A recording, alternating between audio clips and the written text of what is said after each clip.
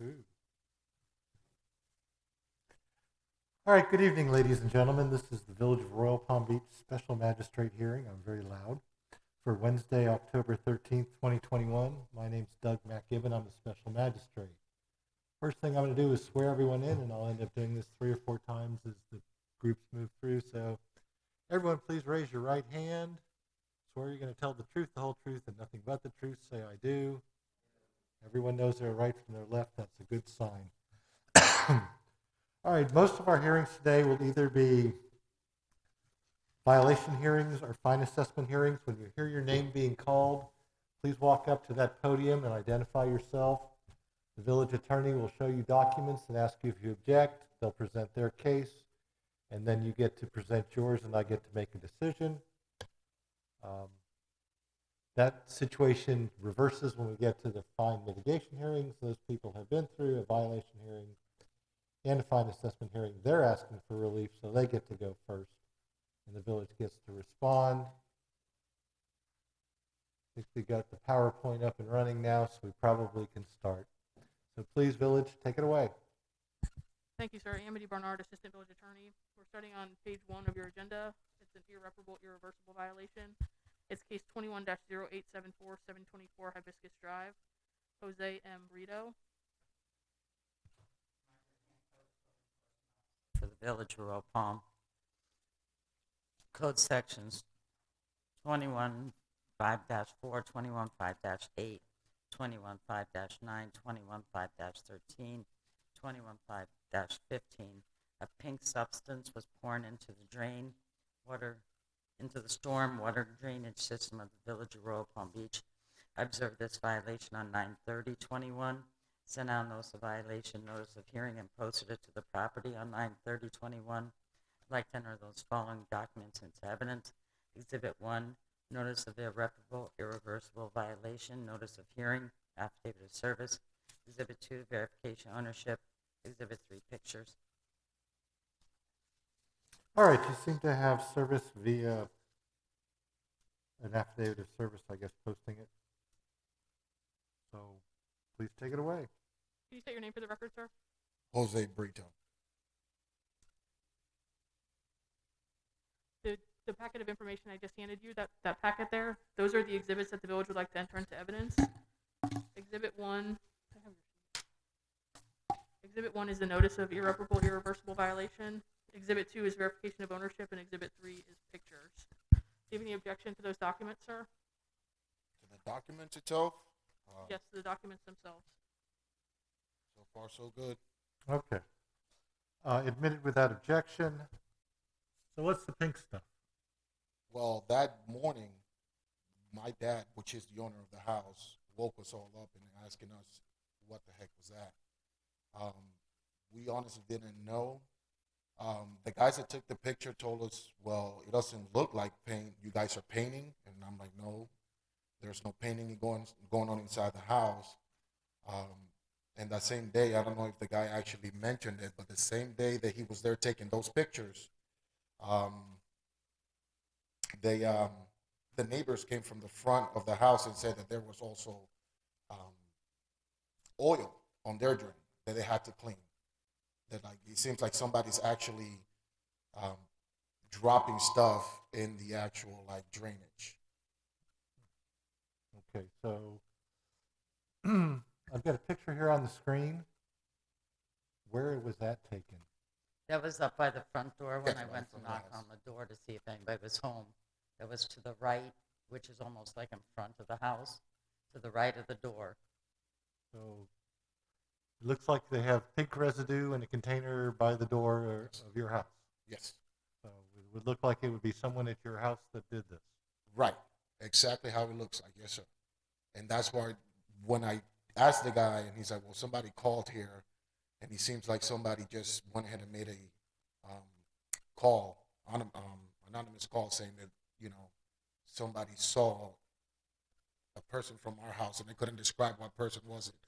My dad is an over-the-road driver. My mom is not even in the States, and it's just me and my sister in there. And when my dad finally got home, I never seen that thing. And that's when I told the guy, I'm like, I've never seen that.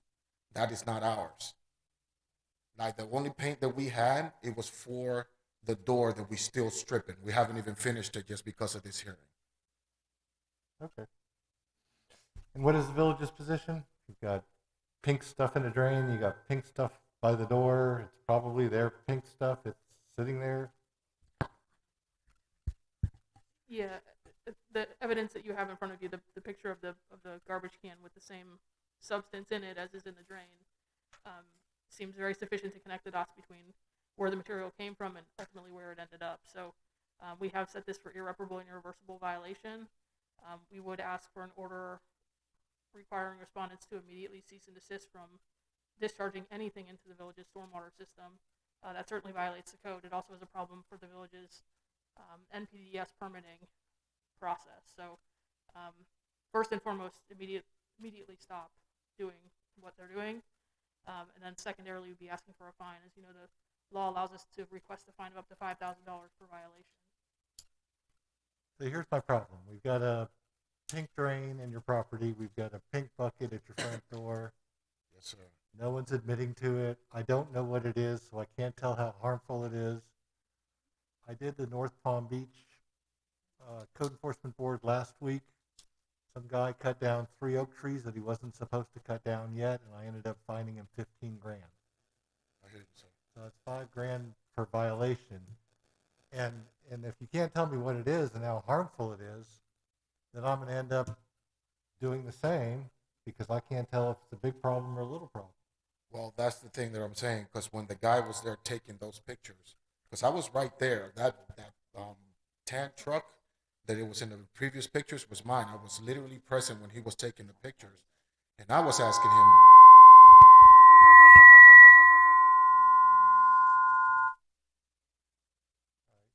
That was exciting. And you were asking him what? Because he was asking me, what substance that is. I'm like, sir, I don't know what, I don't deal with substances. I really don't know. And he told me, well, it doesn't look like paint. It doesn't have the consistency of paint, but the call said that it was paint. He kept saying the call, so somebody actually did call and said that they saw somebody. Someone called and said there's stuff in your drain that shouldn't be in your drain. So It said paint. Is that your trash can or whatever it is, storage bin? No, sir. That's what I was saying. That thing is not ours. We have just the lacquer and the color for the outside of the door. So is we haven't painted anything. The cutoff can with the piece in there and the handle for a paint roller, is that also yours? Yes, sir. That is ours because we're doing the door. So, all right. There's no red. We haven't painted anything red inside the house or outside the house. Anything pink inside the house or outside the house at all. Well, so here's my problem. You've got it in your drain. You've got it at your door, and they're saying it's yours, and you're telling me it's not. And I have to make a decision. I have to draw an inference. Of course, sir. And Special Magistrate, if I may, the pictures that you see on the screen I took, and it did not appear to be paint. The stuff that was on the drain was hard, like a grout or a plaster of some type. It didn't even appear to be paint. All right, so what type of fine are you looking for? Because it's up to $5 grand, and that seems... Yeah, we're not seeking the maximum fine. More importantly, we just want the respondent to understand that this is the village's storm drain. You cannot dump stuff down the storm drain, no matter what it is. That's not a problem. Okay, it's just... So we'd be asking for a $100 fine. Oh, well, that's easy. Granted $100. I have to draw the dots or I have to follow the dots. And They could have asked for up to a $5 grand fine, 100 to nothing. That's fine. Okay? We'll Granted, camera out there. $100 and no more draining into the Florida or the city's stormwater drainage system. Thank you. Okay. Next, please. Next, we're on for fine assessment hearings on page 2, case 20-892, 245 Ponderosa Court, Helena and Herbert Danowitz. I have up to here in here. So you're going to have to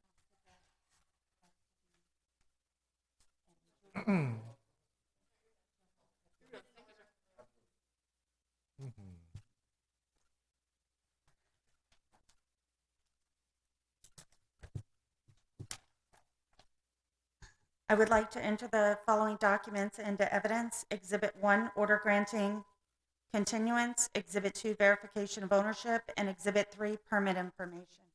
Okay, I'm just waiting for you to get to the right picture here. I don't think there are photos. Oh, no photos? Oh, in that case. All right.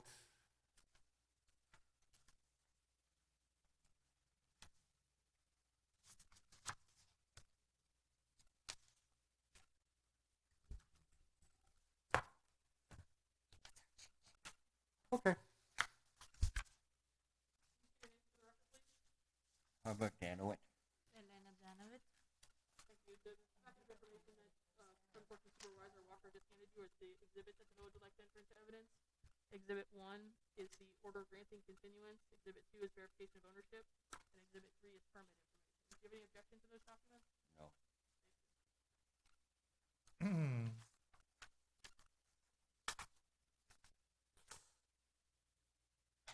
All right, so they applied for the gazebo. Pergola. I'm just looking at the last page. They applied for the gazebo. Very recently. Well, it says 520. Install 12 by 24 gazebo and 7 by 7 CBS. Date 520. Permit yes. Inspection note yes. So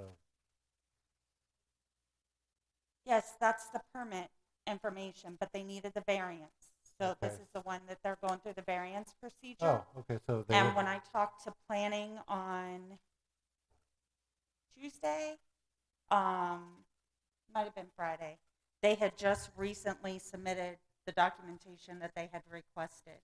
okay. So they're We still in did the variance continuance, procedure. yes, but we did a continuance of this back in the August hearing, so that they could be through the variance procedure before we got to here, this date. Okay, but they're still in, right? Yeah, what I was referencing was them just submitting the planning and zoning Right. documentation. So they waited till days before this hearing to submit the additional documentation. No, that's not true. Okay. Your turn. We they sent us an email for a Zoom meeting on 9/22. We had a Zoom meeting in October, and they sent us 22 things that we had to correct in our application. Yes. And we submitted 21 of them, and the 22nd one was contacting Palm Beach County Utilities and have them tell us what we needed to do to locate a water pipe in the easement.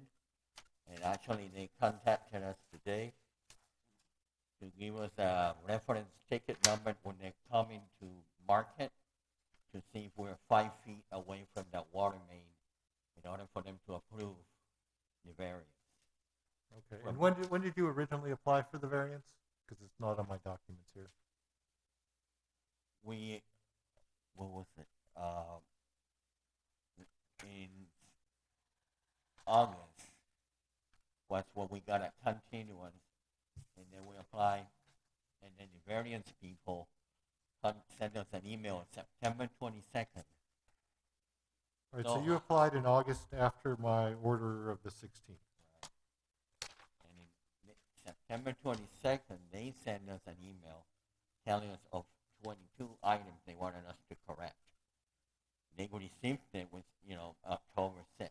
They got all 21 out of the 22, and I couldn't give them and I didn't email them on the 22nd item until we got this today, the confirmation. All right.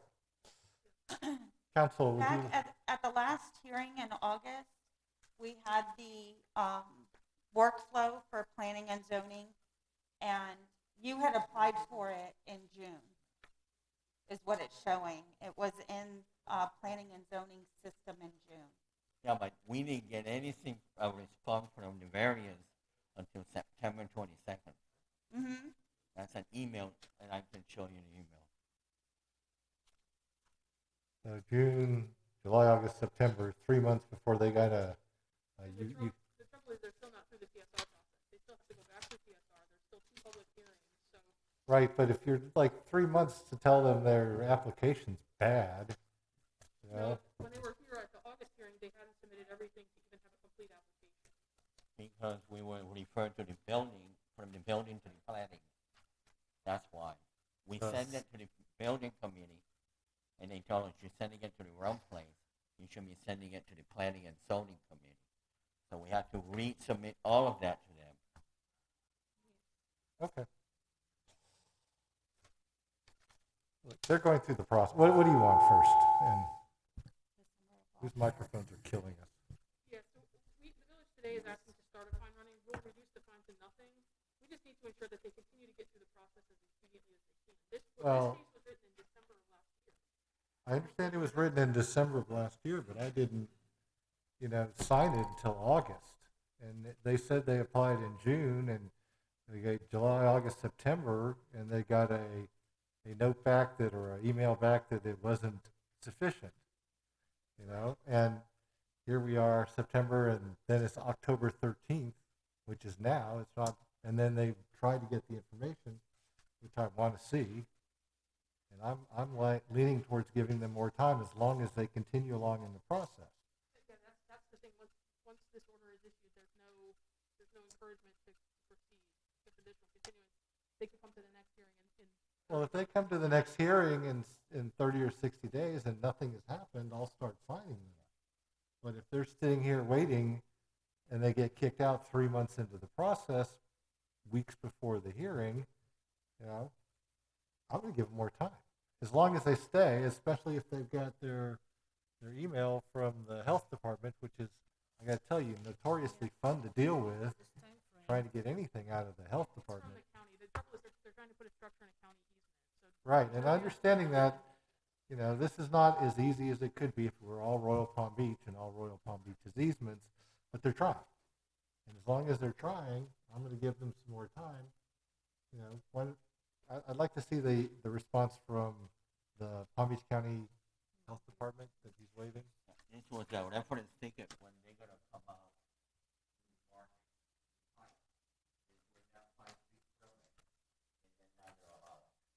All right, so this That's is what like, this is the deciding event. Right.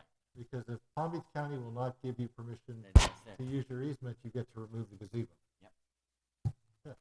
So I'm going to give them that shot. I mean, And that's the reference taken from Sunshine, who was going to come out in March when the the lovely line markers. What was that 811, I think? Yeah, 811 Sunshine, whatever.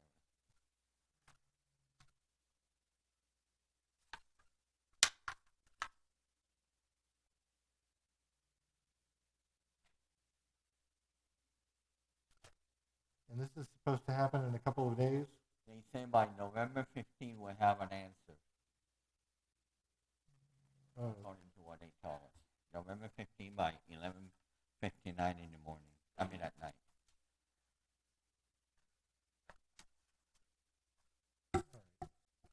all right, let's bounce this to the next hearing. You can't toss it to the next one, you have to do December then. December's fine. submit 12-8, comply by 12-6, or appearance at the 12-8, 12/6, 12/8, or maintain the $25 day fine. 25. Status fine. Stay on top of this. See if you can get your answer done, and let the code enforcement department know as soon as possible. The other thing that happened, there was a lady named Lauren who was in charge of our case for a little bit. Was it Lauren? And she's no longer working with you guys? Right, but that transition, they had someone in to fill her spot within 3 days of her leaving. Well, Okay. they never contacted us. We'll not worry about that till the next meeting, and then we will worry about it. Right. So this either should be done It should be done by then. then, or it's going to be, the order is going to be fining and removing by then. Okay? He's supposed to come back at the 12-8 hearing with what, either a yes or no from the county? 'Cause he With won't a- be with- through the hearing process by then. With a yes or no from the county, and with, if it's a yes, then you should be along, at least scheduled in the variance process. But if it's a no from the county. If it's a no from the county, then it's a no, And I need to pull. and you need to pull it, and you need to pull it out. Gazebo needs to be gone by December 8th, correct? Then Yeah, and if you get the bad answer from the county, the gazebo needs to be out of there by December 8th. Clock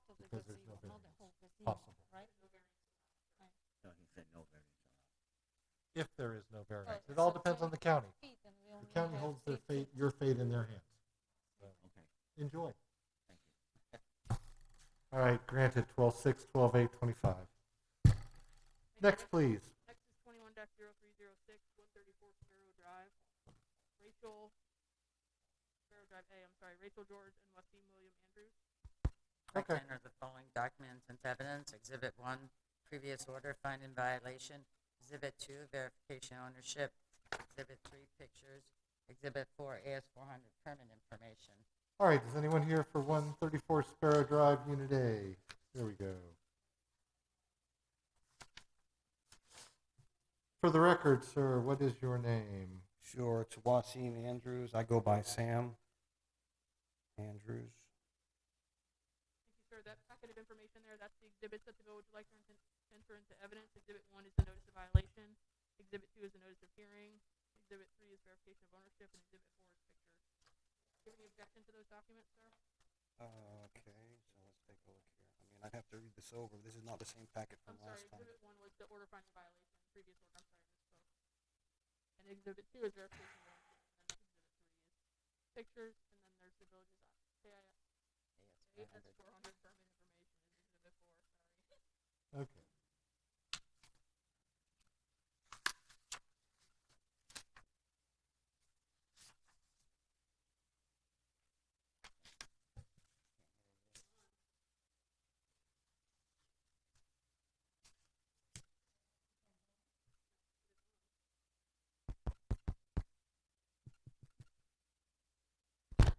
This is regarding the roof, right? Yeah, this is regarding the roof, but all they have handed me is a copy of the signed green card, which is service, copy of my prior order, which is the order I did from the Did last you get the hearing. same copy I got? You probably have more because you probably have the pictures. I look at the pictures on the screen. So I didn't receive this. Well, no, you don't receive it until you get to the hearing. Oh, no, it looks like it was mailed out to me. What, the order? Wait a minute, this was 8/20. The order Okay, is mailed okay. out to the, I guess, the Sparrow address, isn't it? Well, actually, which address do we have on here? Yes, the Sparrow address is on the tax collector's roll. Signed. There was a signed green card. So, and Somebody there's a signed green card. So, you know, someone with horrible handwriting received this. Okay, this is the first time I'm seeing this, just so that you know. Was this mailed out to me? Yes. There's a signed green card. What was mailed to you was the previous order, which is the next page. That's just a copy of the green card showing that it was delivered and somebody signed Yeah, for yeah, it. okay, so this was, okay. Okay. This so- here is new to me, so I haven't seen this before. But it doesn't matter. You were here at the last hearing, sir. So you heard all Yeah, of I this. understand, but I'm just saying, this is the first time that I'm seeing this. All right, so do we have pictures of the roof? Because this is the wrong address here.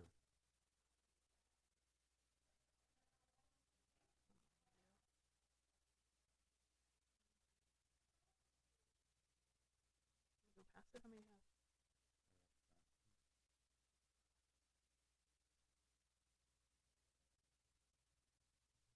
There we go. Oh, you missed it by one.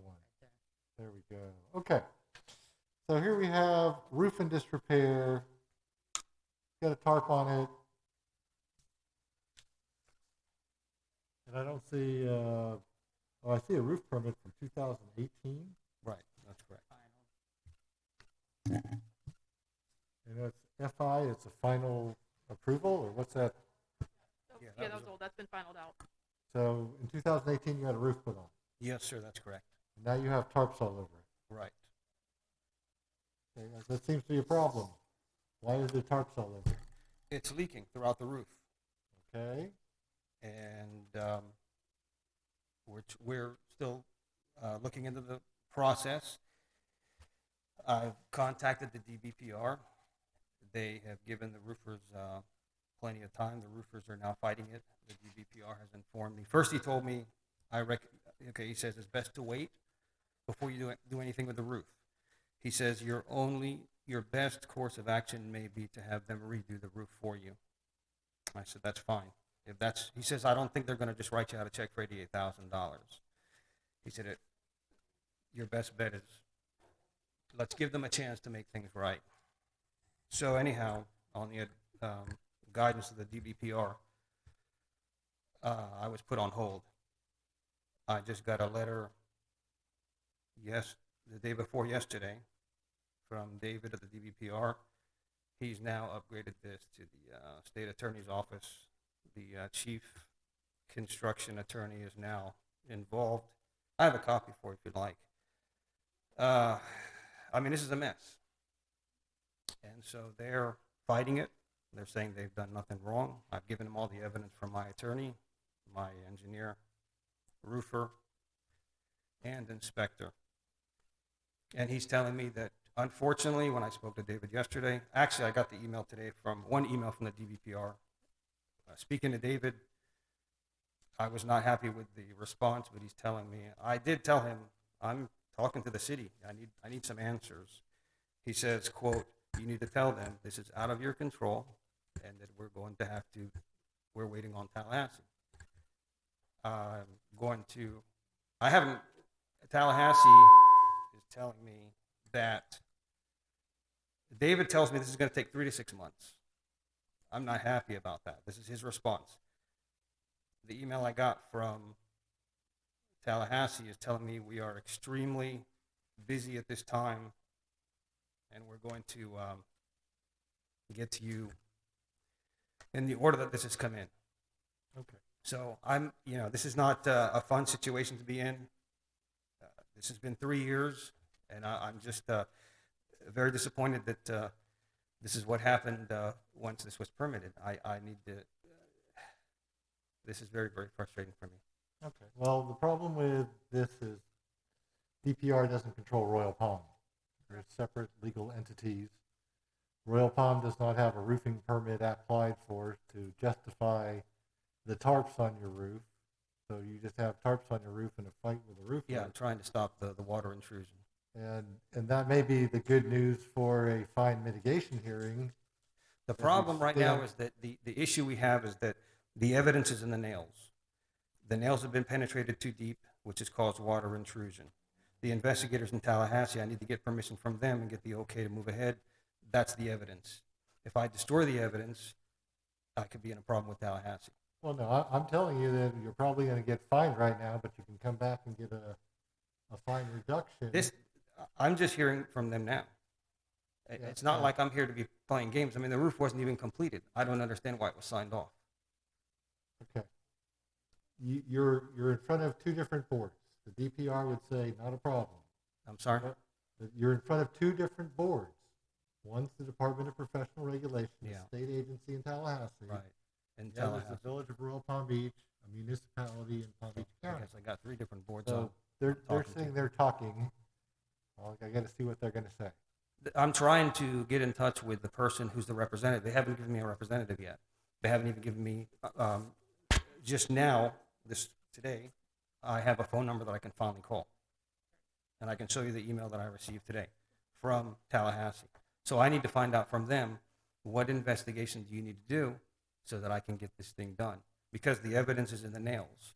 Well, you see, you have to preserve your evidence, but the village can keep going on with what they're going on with because you don't have a permit for the tarps. A permit for the tarps. Yeah, you need a permit for that tarp. I've not been informed of permits for the tarp. So you would get a permit. A permit for the roof, get a roof not permit. for the tarp. But you could get a roof permit today and not do the work. You get 6 months under the permit. So you could pull a permit today, but regardless, we're going to bump it out to January's hearing. Okay. So we'll ask for compliance by January 10th. What month? is it 110 now? or We're in one October. what? The January 12th fine assessment hearing. 112 Yeah, or let's see if we 25. can give me the 3 months. I'd appreciate it. I'm gonna. They're You're already getting- telling me they don't really communicate. You're getting your 3 months 3 if you months, sir. listen. Listen, I apologize. I just got a text that my friend's son just got shot. I'm pretty shaken up. Sorry, but you're supposed to be concentrating on this hearing. I'm and trying that, to. I'm and trying that's to. not helping anybody. I just got the text. It's 110, 112, or $25, correct? Yes, sir. Granted. You have until January now. Hopefully something will happen. I really appreciate it. I'm Okay, gonna stay on top good. of Tallahassee and see if they will communicate with me. Okay. Well, hopefully the DPR and the roofer will work it out, or your lawyers will work it out. So when did we say January 1? 110. You'll get an January order in the 10th. mail, another order that'll have the Okay, dates to in it. come back here? Yes, sir. Yep. Okay, thank you. Okay. Thank you. Next. Next is page 3, case 21-0480-11452, Okeechobee Boulevard, Hot Pie Real Estate Investments, LLC.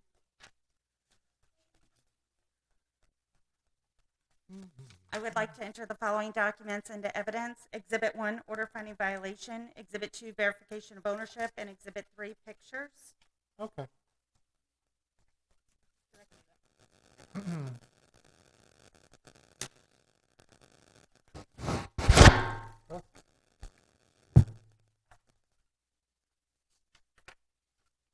sir, can you state your name for the record?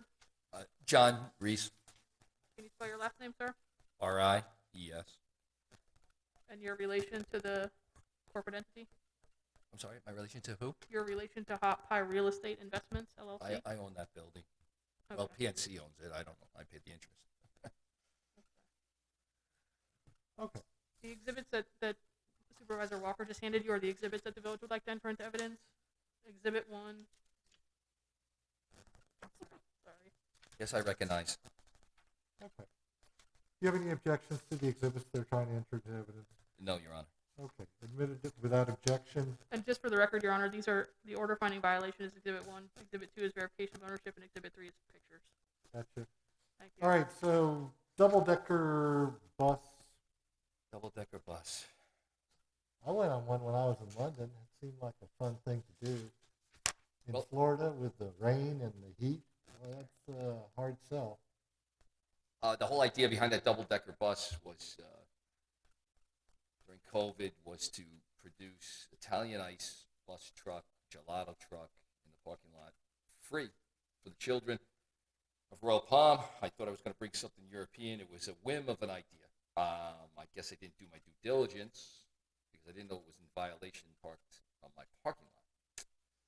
Anyway, I bought it from a gentleman in Austin, Texas. He was on the hop-on, hop-off tour. I saw it on eBay. I think I was on my third Corona. And I said, that sounds like a decent deal. I think the kids will love it. So I bought it here, and it barely ran, much to my surprise, and wasn't what I expected. But that's neither here nor there. I want to commend Ms. Walker. She's a great code enforcement person. I wasn't aware that I was in violation of any kind of code. Once I was aware, we were told to move the truck, and I misunderstood her. But she wanted it to be removed off the total property. Because what I did was I subsequently moved it to the side of the building, out of sight, out of mind. Why?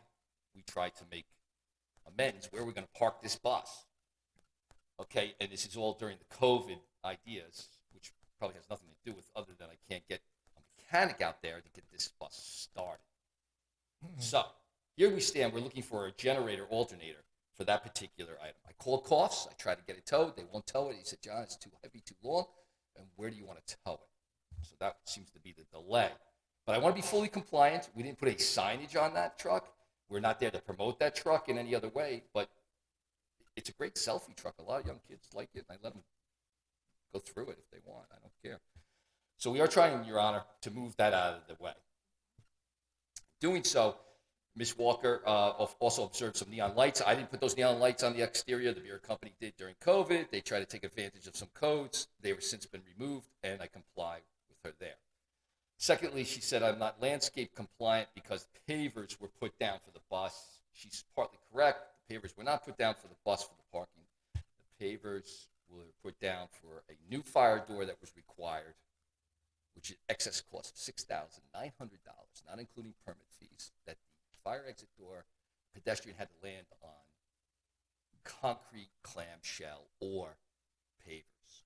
So we provided the path. That's supposed to be associated with that permit. There is a permanent record for that door.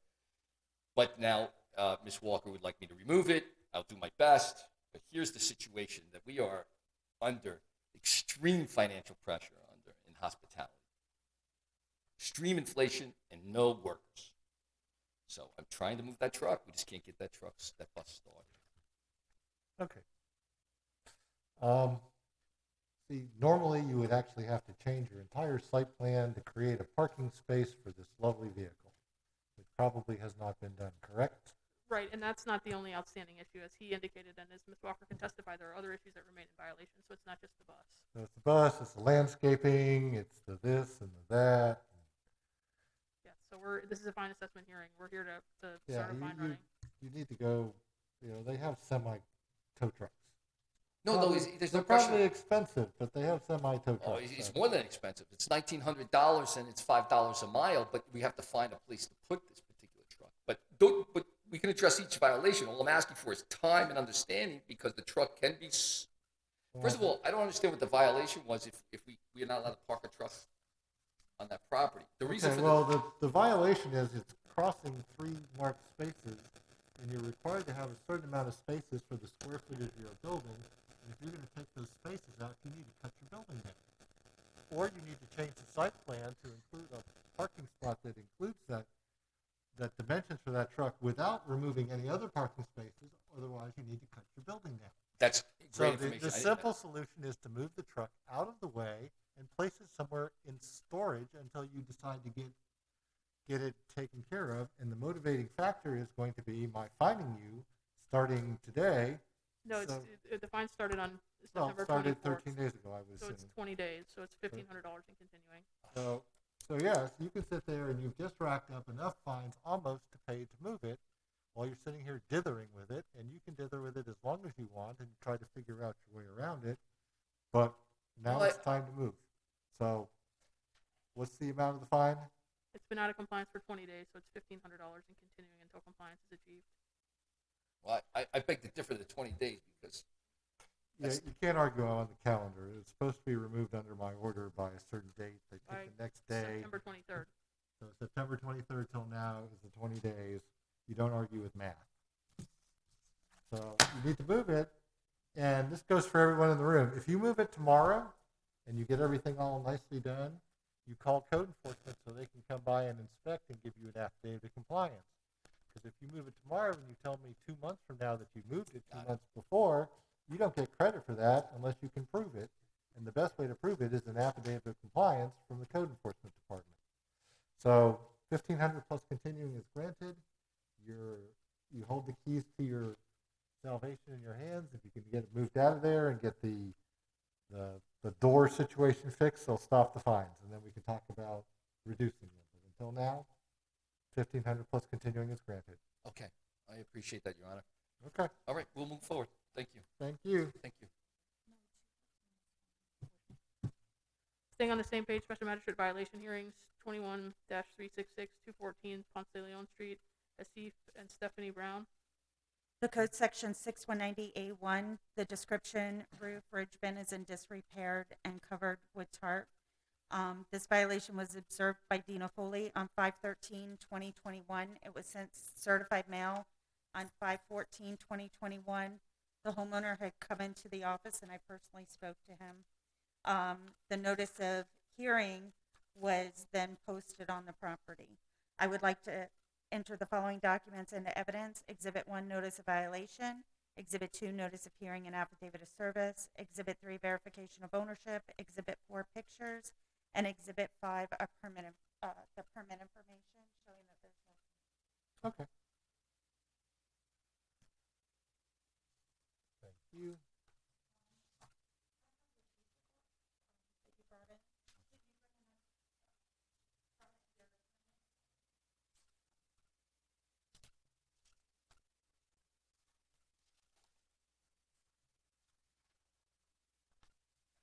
I'm going to, I think it would be Exhibit 6, I'll enter in the claim from the respondent that he brought into the office, so you have that. Okay. Not a problem. Everyone gets to see I'm everything. gonna enter for you. Okay, so this is what? That's his, All right, so you have an insurance claim in from April. Your name for the record, sir? Asif Brown? Thank you, sir. While he's looking at that, the documents that the code enforcement supervisor just handed to you, those are the exhibits that we'd like to enter into evidence. Exhibit 1 is the notice of violation. Exhibit 2 is the notice of hearing and affidavit of service. Exhibit 3 is verification of ownership. Yes. Exhibit 4 is photographs of the violation. Exhibit 5 is the village's permit information, and Exhibit 6 is your insurance claim statement. Do you have any objection to those documents? No, I don't. Thank you, sir. Okay, so we've got an ownership dispute with an insurance dispute, I take it? Yes. Otherwise, I would get the sworn statement of proof of loss to UPC Insurance. Yes. So Okay. about a month ago, I had an arbitration hearing with UPC and the state because they're saying that they're not gonna fix the whole entire roof. But I was working with global adjusters. They were saying, according to my insurance, the policy, that it says the roof has to be placed back how it was before. Anything what was the roof has to be fixed back how it's supposed to be. And the insurance company is saying that they're only gonna pay for the replacement of the few ridge cap tiles that are missing. So I have no problem with that. Right now, I've been having this issue with them for about a year now, and I'm getting to the point where I'm tired of my insurance company. So right now, and what my issue was before, I was trying to find someone who can go on the roof and replace those tiles. But every company I called, all they wanted to do was a complete roof job. So that's why I went towards my insurance company to see if they were able to give me a complete roof. But I'm at this point right now. I was like, I need to do refinancing, but I have this damage on my roof, so I need to get it done. So this week, actually, someone walked by the house and he saw that I have the tarp on the roof because I had a roof leak, and the roof I ended up having mold inside my bedroom and in the laundry room. Through my insurance company, I was able to get that fixed, so I got that fixed. So the only issue I have now is just replacing those 4 tiles on the ridge cap, and I have someone hopefully within a month he should be able to get that done. Okay, so what's the village's position? We're asking for compliance by January 10th or the January 12th status/fine assessment hearing or $25 a day fine. All right, they're saying January is a good time for you to come back here and tell us what's going on. You get it all sorted out, get your roof, try to get whoever's going to replace it to pull a permit. They won't pull a permit if he's only replacing a few Oh, tiles it's only on a the few ridge. tiles and it's fine? Okay, Yep. have him fix it. Does he even need inspections if he doesn't need a permit? He just needs to get it fixed and get the tarp off. Yep. Okay. So you're if easy you have it peasy. done before January, you won't need to come to that hearing. Okay. But only if you get a affidavit of compliance from the code enforcement department showing that you're done. Okay. And you'll Make sure call you me. get that. Definitely. You know that. You know that. I'm making sure you got proof Yeah, so definitely. that they can't come back at you. Okay? Alrighty. So when you get it done and when you get the tiles fixed and you get the tarp off, call them the next day. So they come out and I will. inspect. Okay? All right. Thank you so So much. 110, 112, 25 granted. Thank you. Thank you. Next is 21-418, 167 Miramar Avenue. Dimitri Dumargent and Jeanette Narcisse. And we need to First thing we're going to do is we're going to swear everyone in since I think we have a new crew except for our frequent flyer back there. So everyone in the room, raise your right hand. Say I do when we're done. Does everyone swear to tell the truth, and nothing but the truth? Wrong hand. There you go. I do. Right from your left, man. Right. Left is L. He does now. Okay. What case are we on? Code section No, what case? 21-418. All right. We're right next door. Next case. Then we disrupted you. Code section 06190A1, Thank you. Sorry. 6191, 622, 108.4. Broken window work done without a permit.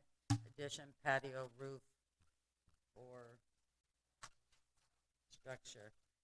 This was observed by Dina Foley on 5/27/21.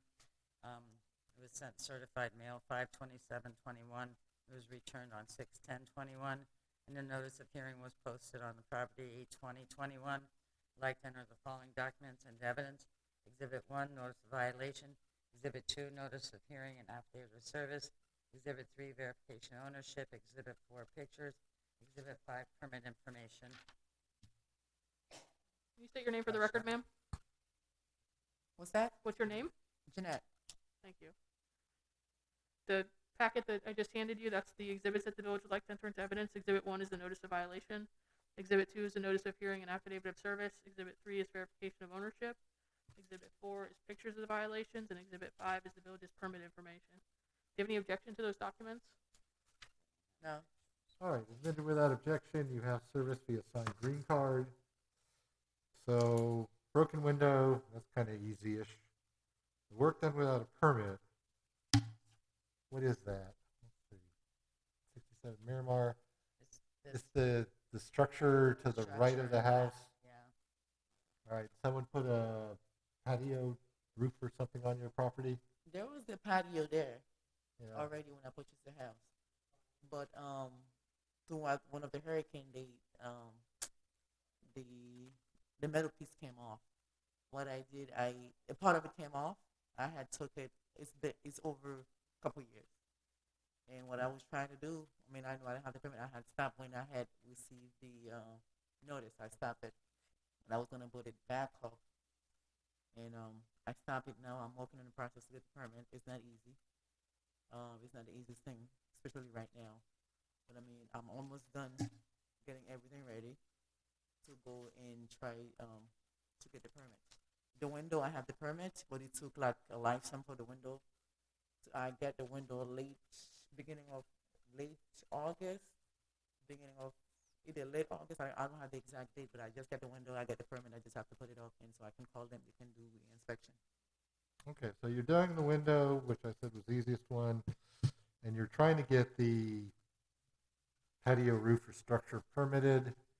Yes. Now, what time are you asking for compliance? Yeah, we're asking for her to come back after the November 10th, so we're originally asking for 10/28. We could bump that to 11/8. Can you guys give me a little bit more time? Just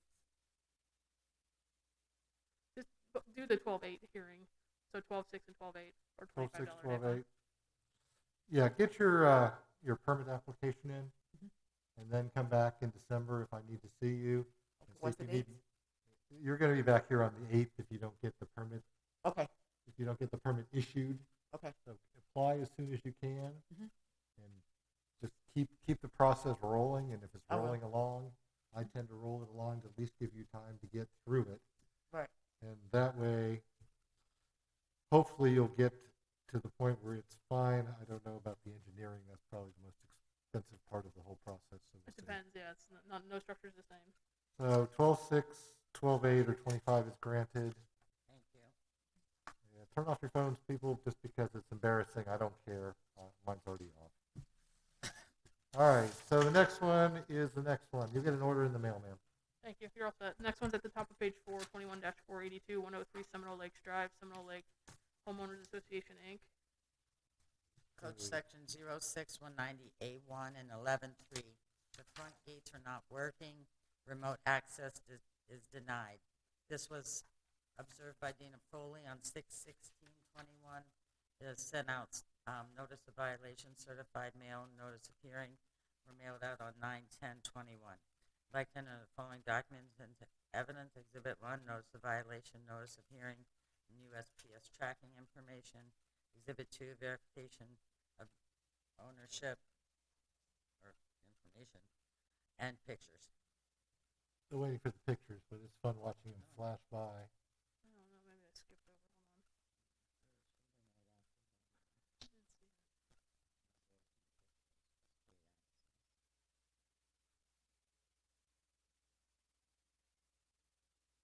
I didn't see it. Oh, there it was. I thought I saw that. So it's an ungated community now? Well, the intention is to have it gated. We have Can been we in get her appearance before she Excuse me, proceeds? please state your name for the record. I'm sorry, Dana Hedrick? Can we get the exhibits in, Special Magistrate? Can you Sure. spell your Do you have last any name? objection to the exhibits? No. Okay, could you spell your last name, please? Hedrick, Hedrick. I'm the president of the association. Perez. Okay, good. All right, so you're going to tell me about your gates. Well, yes. Our intention is totally to get the gates up and running again. We have been doing this continuously on and off this year.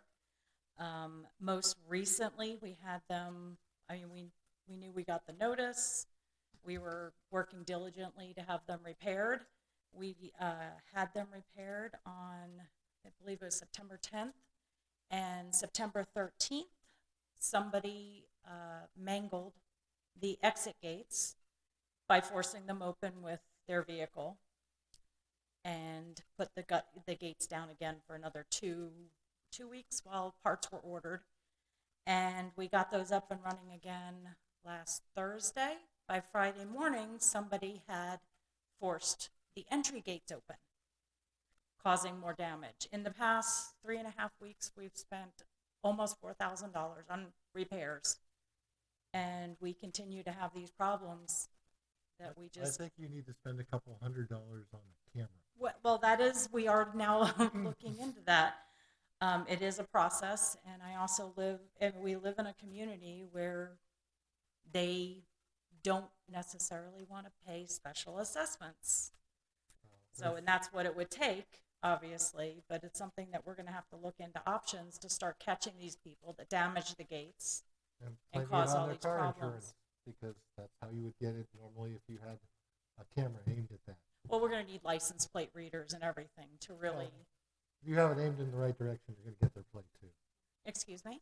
If you have it aimed in the right direction from behind the vehicle, you will catch their make, model, and enough of a plate to identify them sufficiently to sue the stuff. And that is something that I've already directed our management company to start obtaining quotes on.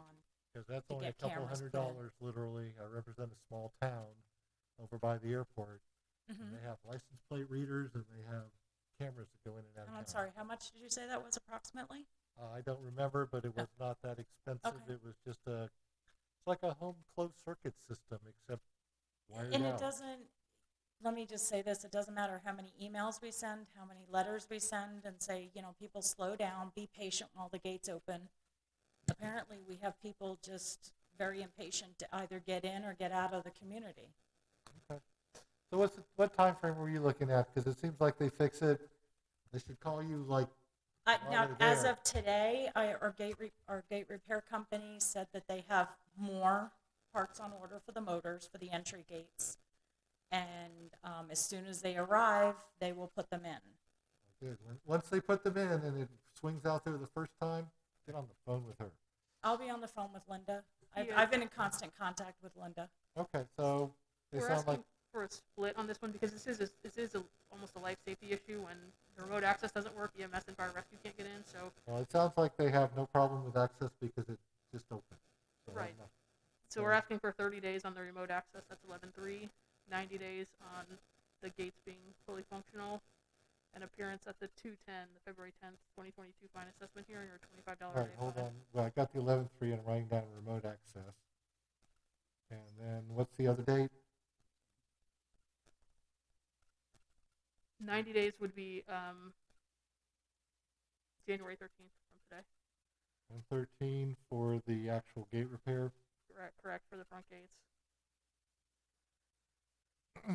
Yeah, you can get out of this as soon as they fix it, call them, get them to certify it, and then it becomes a new case. Yeah, I've spoken with Linda Walker just today about it, and we'll. All right. 11/3 on the remote access or appear at what? Are we appearing or are we just? 11/13 on the remote access. All right, 11/13, and then 30 days. 113 is that? Just one fine assessment. So if they don't comply by 11/13, we'll hear that in February as well. One fine assessment hearing date, 2 compliance dates. All right, so 11/3, 113, and when's the hearing date? 11/13. 11/13 is the first for remote access. Comply by 11/13. That's 30 days from today. For the front gates, comply by January 13th, 2022.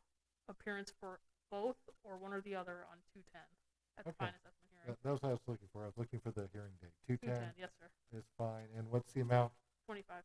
25. All right, 11/13 on the remote access, 113 on the gate repair, or appear at the February 10th hearing, or face a $25 a day fine. I'm sure the fine doesn't matter as much as getting this fixed. So.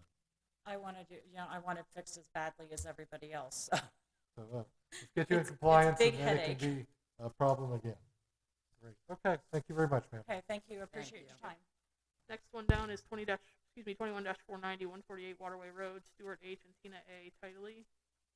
Code section is 2657, tiki hut and structure built without a permit, no paperwork on the tiki. This was observed by Dina Foley on 6/23/21. Notice of violation was sent out on 6/24/21, and notice of hearing was mailed out on 8/20/21. I'd like to enter the following documents and evidence. Exhibit 1, notice of violation, notice of hearing. Exhibit 2, verification of ownership. Exhibit 4, pictures. Okay. All right. You have a signed green card, so you have service. Let me get your appearances. What are your names, please? Sir, your name? Sorry, Stuart Titley, sir. All right. And this is Tina? Yes. Good. Got them both. Thank you. Those are the exhibits that the village would like to enter into evidence in front of you. Exhibit 1 is the notice of violation. Exhibit 2 is the notice of hearing. Exhibit 3 is verification of ownerships, and Exhibit 4 is photographs, which are on the screen. Do you have any objection to those documents? I don't know. Okay. Thank you.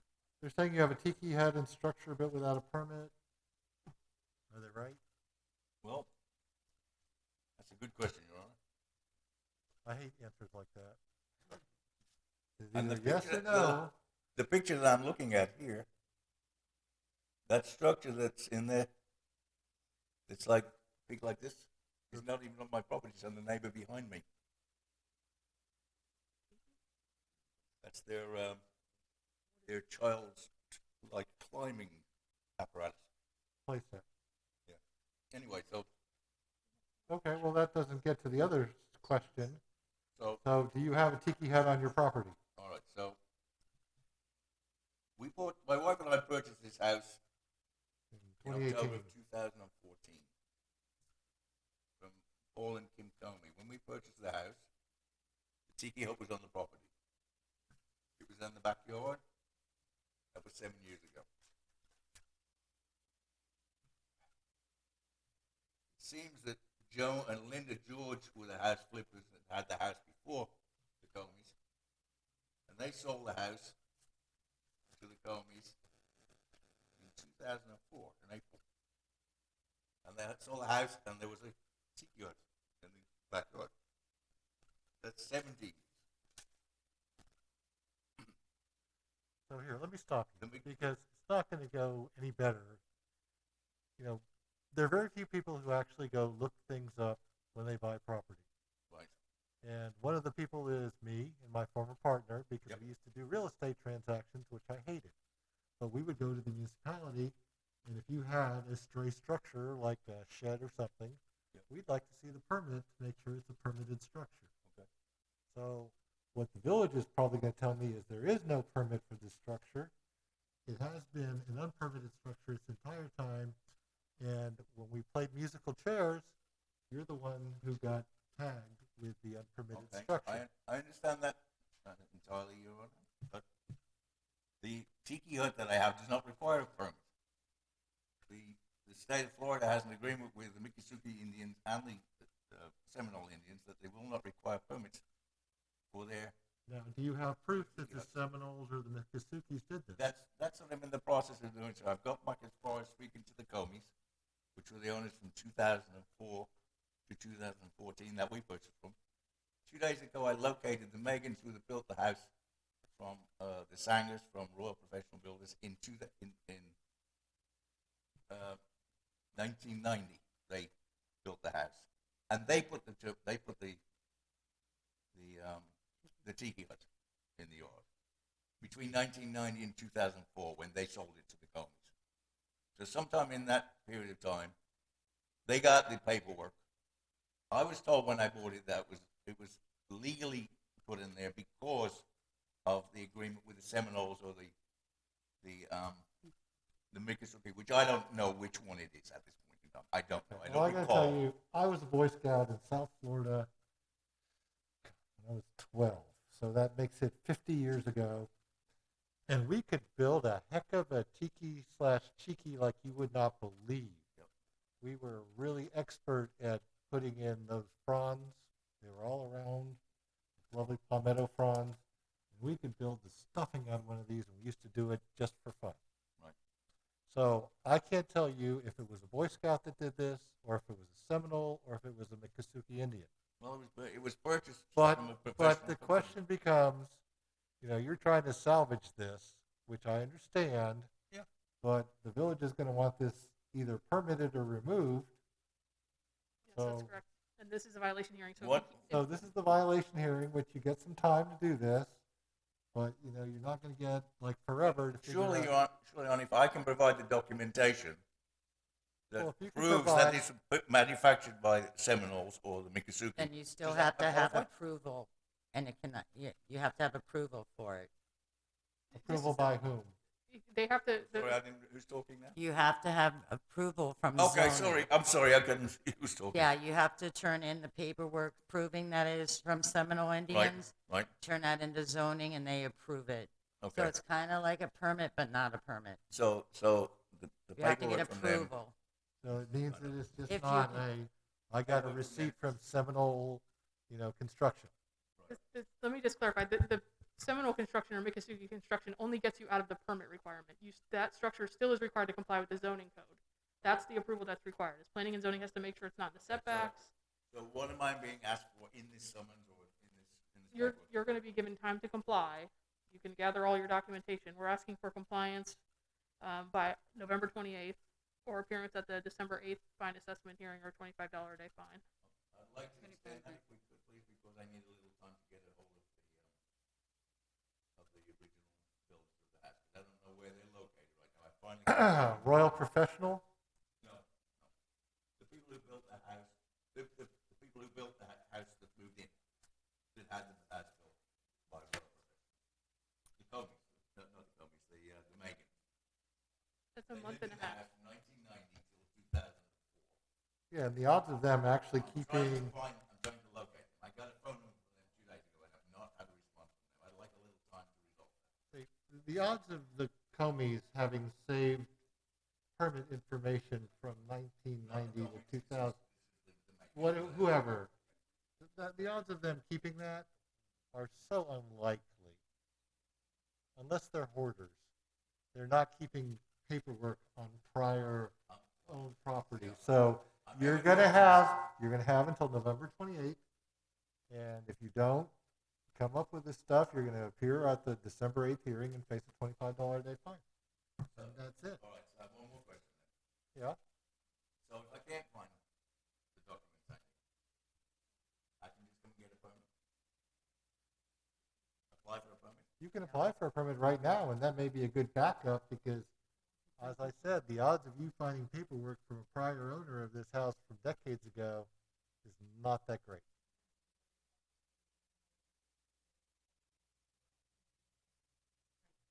So yeah, you got to get some qualified Indian builder to sign on to that thing. I don't want this any. I want the one that came with the and then if they don't have it, fine, then I'll apply for a permit. Good. I'd Well, like you to- have until I'd like to have an opportunity. November 28th. Thank you, sir. Okay. You get an order in the mail. Thank you. You understood though, if you find out who did the TE and it's from the Seminole tribe, you just have to bring that information Right. with the setback. And You then, don't require a permit. okay, Okay? okay, thank you. Thank you. Okay. Next, please. Next is 21-583, 1371 Denlow Lane, SWH 2017, one borrower LP. The code sections 2657, 91, and 124C. The description, dog kennel, fence built without a permit, recycle bin in public view.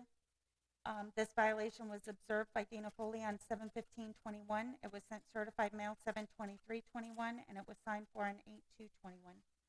Notice of hearing was mailed out on 8/27/21, and it was posted. I would like to enter the following documents into evidence. Exhibit 1, notice of violation. Exhibit 2, notice of hearing and affidavit of service. Exhibit 3, verification of ownership. Exhibit 4, permit information. And Exhibit 5, pictures. Okay. Ma'am, your name for the record? Yes, hello, my name is Julie Hines. I'm an authorized agent for the owner. I I also have the resident here who had some information about the subject matter. Okay, and is the resident here? Come on up and tell us your name. We know Julie. So. Melinda Patton, Okay, Melinda Patton with TT, Patton. and you are the tenant? Yes. Okay, great. All right, we're looking through some documents first. So, Yes, there's the documents that the code enforcement supervisor just handed to Ms. Hines. That's the exhibits that the village would like to enter into evidence. Exhibit 1 is the notice of violation. Exhibit 2 is the notice of hearing and the affidavit of service. Exhibit 3 is verification of ownership. Exhibit 4 is the village's permit information, and Exhibit 5 is photographs. The photographs are on the screen in front of you. Do you have any objection to those documents? Thank you. she says no, so admitted without objection.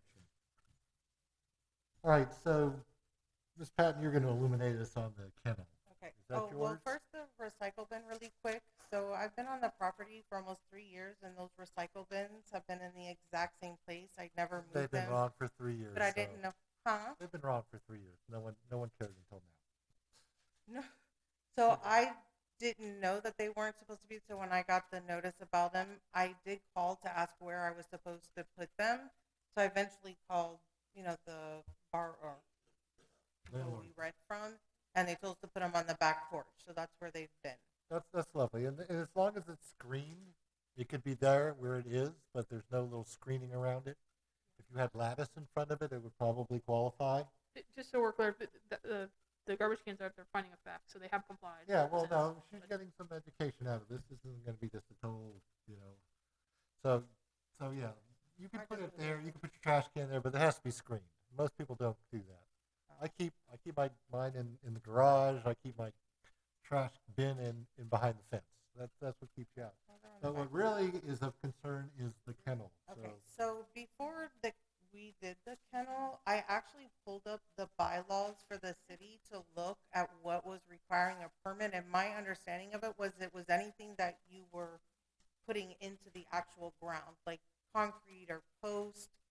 This just sits flatly onto the yard.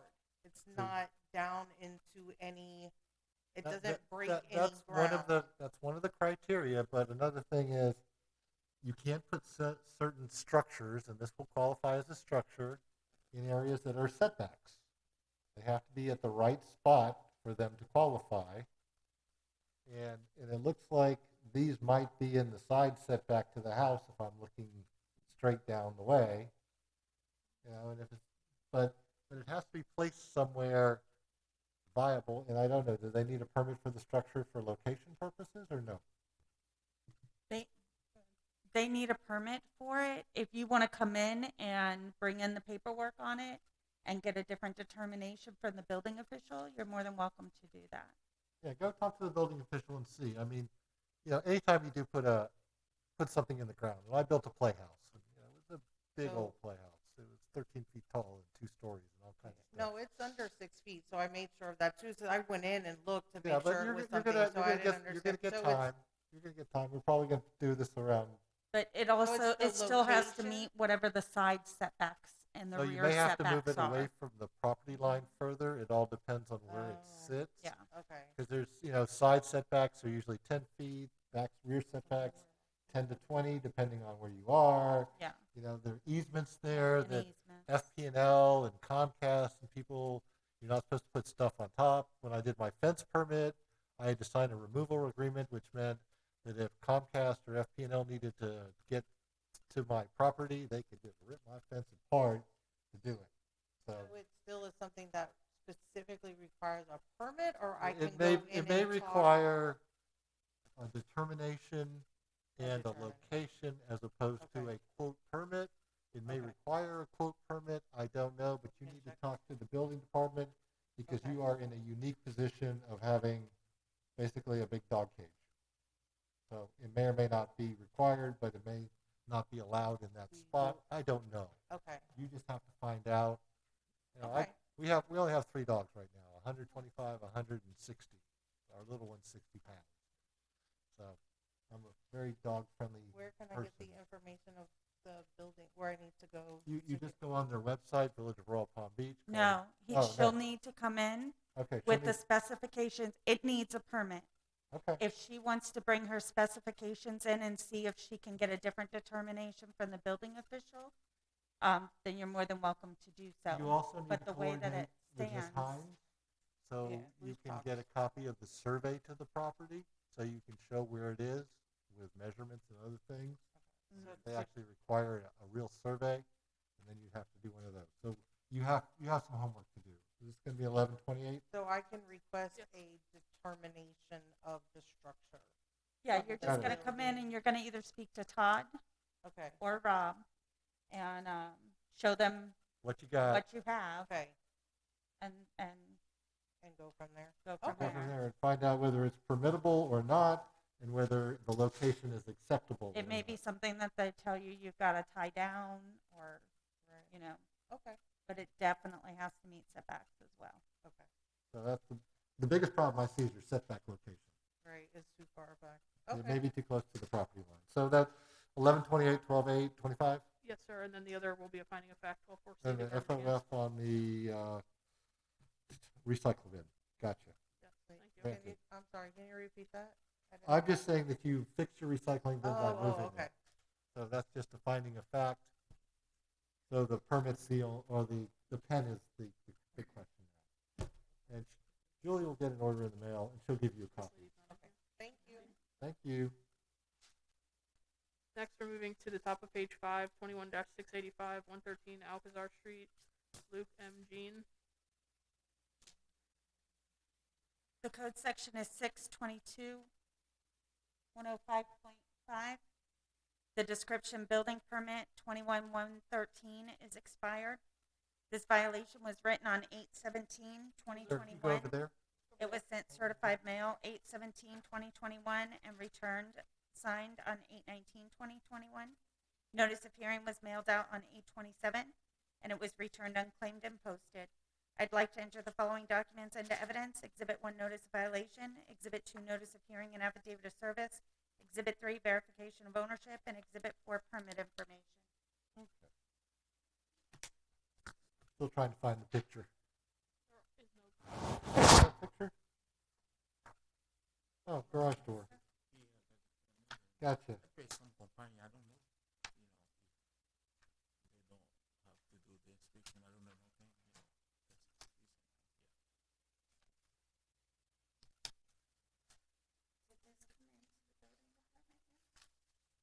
Maybe they do it too late. This needs to come into us. It's supposed to come in. Yeah, it's got to come into the office. Hunter, can you look that up for me? Make sure it hasn't been applied for 21-113.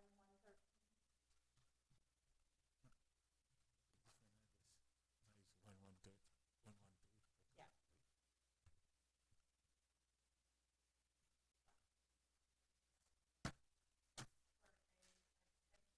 Yes.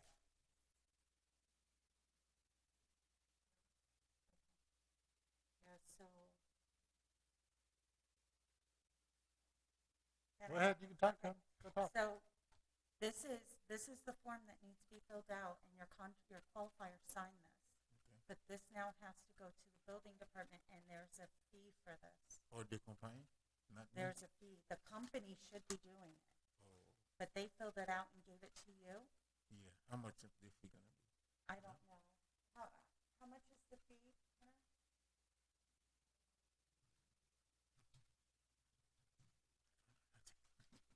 Once you get this, you should have had an inspection. So your contractor should have called in for a final inspection. And they didn't do that. They don't do that. They say And I'm your supposed- contractor should be the one renewing and paying for the permit, not you. Okay. $37.50. We don't Please, we don't have anything right now, but hold on. So the fee's gonna be $37.50. So you Okay, can, please, doesn't matter, okay. well, no, Oh, call him Okay, and tell him that he needs to turn this in, okay, or you can turn this in okay. if you want. And then we can call him for the fee. but you gotta make sure that he follows through on it, because it's your home in the long run. Yeah, Right. actually, Well, we're gonna give you time. I'm gonna ask you to call me, tomorrow, and I will help you. Write down this number. My number. 790-5139. That's my direct line. My name is Linda, Lynda. Walker, Walker. No,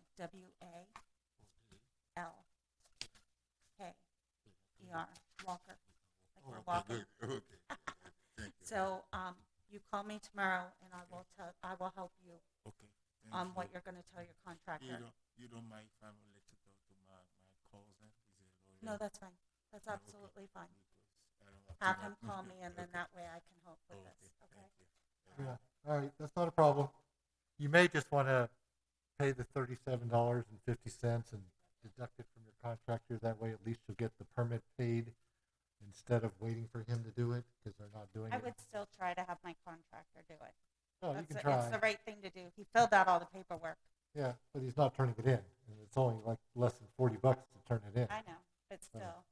All right, so 11/28/12/8. We need to get his name and we need to get the documents into the evidence, Well, please. his name is Luke Sean. Yeah. Right? Is it? I don't know. I already don't know him. circled it, so yeah. Yeah. Do you have any objection to those documents, sir, that Linda handed you? I'll take the document. No, the documents they showed you. Okay. He doesn't object. These are the documents for the Okay. case. She's Okay. asking if you have any objections to them. It's the service, the notice of violation that you were mailed. Yeah. The problem I have, I call them like a, companion to put the guy's door for me. I don't even know nothing about the payment. I pay like $22. Yeah, And I just got the no latest objection to the Right. documents. from So- violation. Once the permit's renewed, you're gonna get a final inspection, and our building guy is gonna come out and sign off on this. Okay. Oh, That's what what you needs to happen. what you guys want me to do now?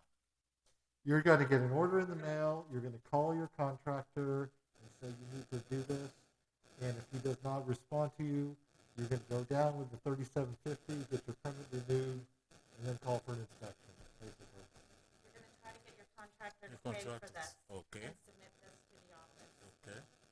But if not, you can do it, because he's already signed Oh, it, you already said. Okay. okay? Okay. Thank you But very you much. can call me or have him Yeah. present. Thank you. Okay, well, I'm done. It is 11/28 or 12/8. 11/28/12/8/25.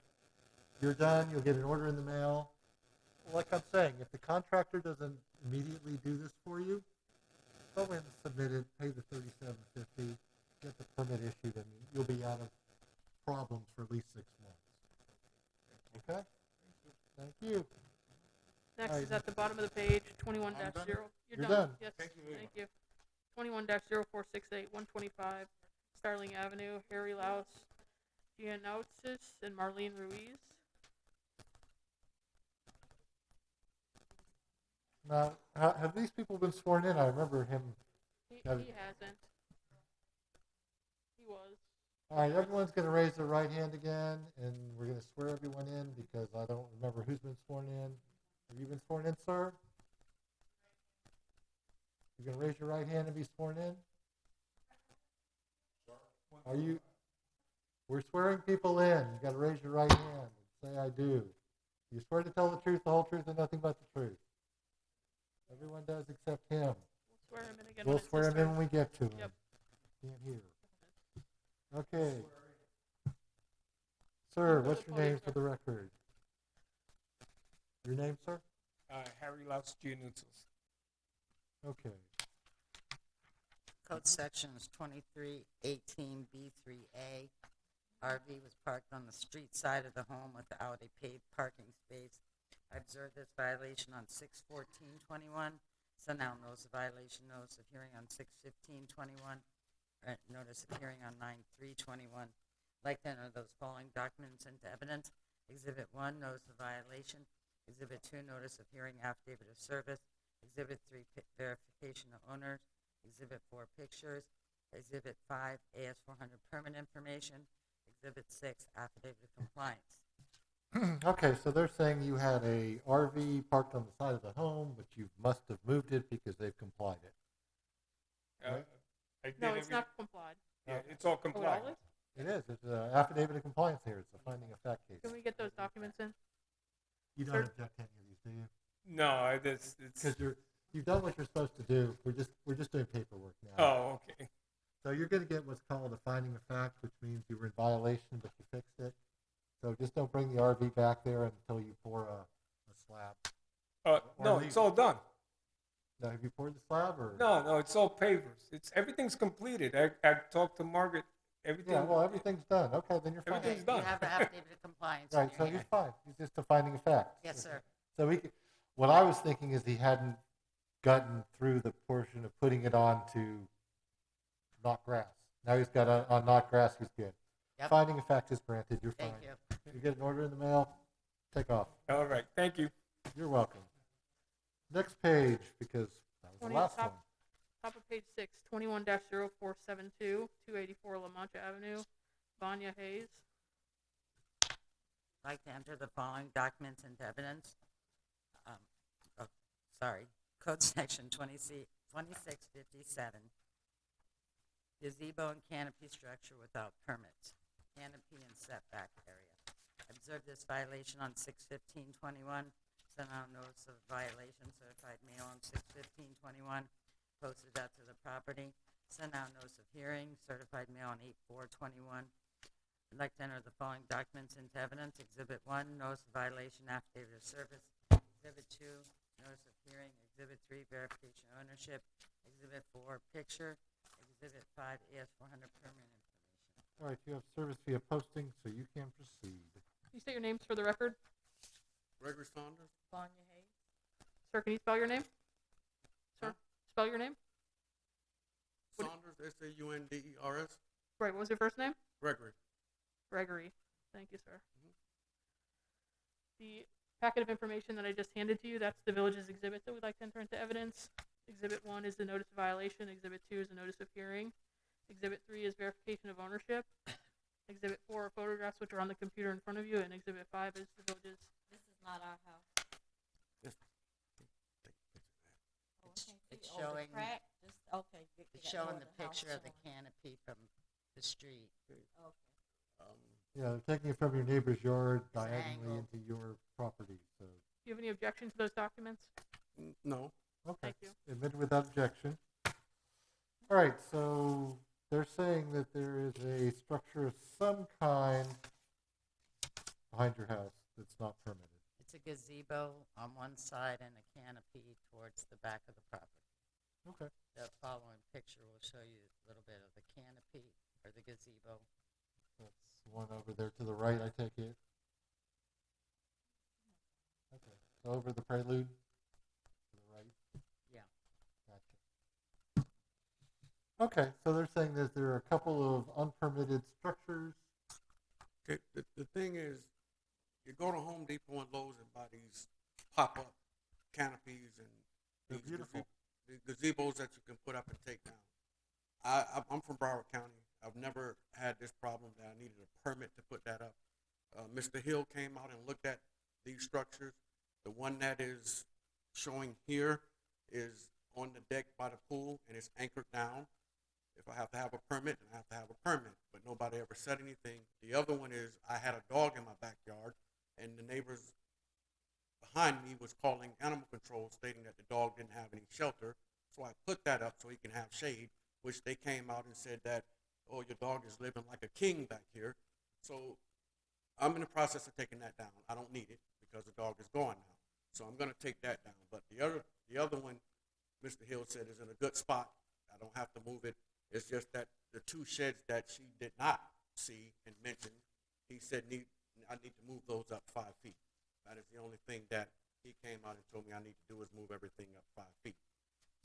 And I mean, I'm asking because I didn't know anything about any permits, so I do have all the paperwork here that Mr. Hill did send to me. And I guess he told me to ask for an extension for 30 days to get the permit. At least, so. And All right, so he's already been in, met with people, doing all kinds of wonderful things. He's working his way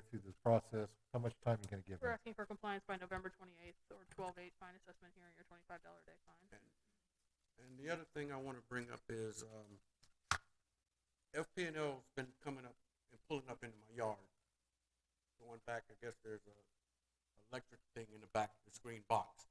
I notice now they're putting street lights on La Mancha, and they've come and they keep parking in the yard, and when they pull out, they leave these tire tracks, and they pull the grass up out of the yard. I've been waiting to catch them coming back so I can let them know you need to fix this, because I'm being told to replace grass and fix this for something that I didn't do. If I did it, I would do it, but I didn't do that, and they're making me fix it. I can't stop these people from pulling in my yard because they need to do surveys and stuff, and when I'm not home. Because if I'm home, I would tell them don't pull in my yard. Okay. That's the type of person I am. They have an easement, and part of their easement rights probably allow them to pull into your yard. But if you want to catch them, there's something called a trail camera. But I mean, if they're pulling their swell, I can't stop them from pulling their swell. They're pulling their swell and they're digging the grass. It's fine, yeah. But if you have a trail camera, which you can get at a sporting goods, Dick's, whatever store, it will take pictures of things that make its little sensors go off, and one of those things would probably be these FP&L boys. No, that's a concern. But they're giving you until November 28th to get your permit in and approved, I assume. Issued, yes. Or you're going to come back for the December 8th hearing. And that, at least you're going to get that part of it. The FP&L problem, if you're going to fix it, you need to just keep your receipts and then either get a home surveillance camera or a trail camera to catch these people and then yell at FP&L to reimburse you. I got one question too. Sure. It's not nothing bad, but these pictures, like these two, they got like the worst things I ever saw that they can even see the yard. To make a determination, why didn't somebody come by to actually go back there and see it? All I can see is a crack of a lid or something, and then we're here. They are very good at spotting cracks of lids. But But if you have a roof in your backyard, and they come back to their office and they don't find a permit to allow for a gazebo or a playhouse or something, then there's an issue. And they're very good at spotting these things. Can I say something? You go right ahead. I don't, not to be funny, they're not very good at spotting stuff because these have been back here for 2 years. And they've come There was out. a person. They've There come was out. a person in it's the front of same- you. There's a person in front of you that had a tiki hut on their property going back to the 90s. And they just now. And they just now spotted it. Because So if you know, there are two reactions to this. It's either they should excuse me because they haven't caught me, or I want to throw my neighbors under the bus. And you know what? Neither of those work in front of me. So if you want to report your neighbors, you go ahead. But we're good. If you want to, do other things, you go ahead too. Worst But things in the the thing I'm trying to make is it's like they pick and choose what they want to find. no, Because- no. If they can I- wanted to I find, understand, if sir. they Can I- wanted can I to finish? find Can I finish? everything, Can I finish real quick? you go right ahead. What I'm saying is they pick and choose what they find because when she wrote this, if she looks back in here, she wrote down numerous other things that weren't done. But when she came back, she was focused more on this. But she didn't say anything about the blue toolbox that was still sitting on the side of the house where I was still doing the Because maintenance. the blue toolbox was not a big deal. Structures are a much bigger deal. You want me to cite you for more stuff? I'll be happy. No, If we can decided sell this Christmas house, we time can sell we it. would. Royal Farm. Merry Christmas. Merry Christmas. Have a good time. I'm gonna fix that. I'm gonna make sure y'all don't get this Christmas money.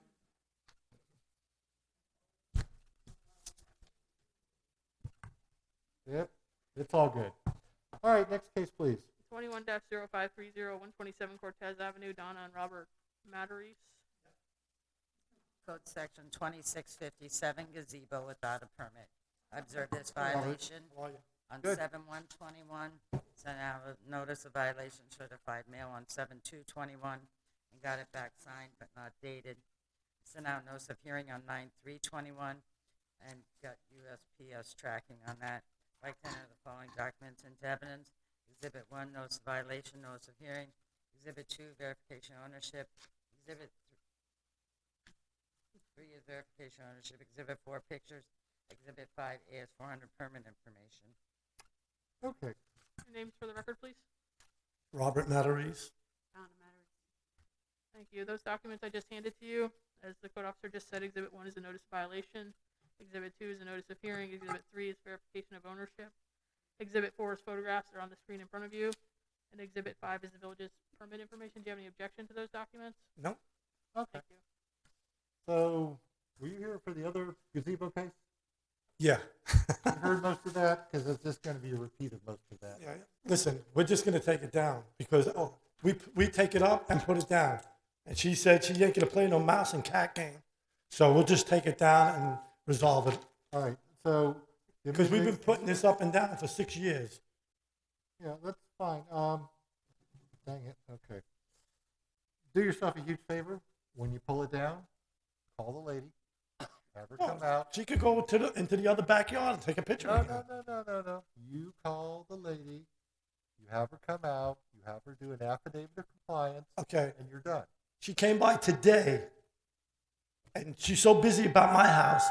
Everybody else's stuff is all over the place, and she's just worrying about my house. You know, Robert, did you hear me talking about the gentleman in front of you throwing your neighbors under the bus? I'm not throwing anybody under the bus, though, but I got to come out and look at that stuff. So I'm going to take mine down if it's bothering somebody. Their stuff should be cleaned up too then. Well, then report them. What? I said then report them.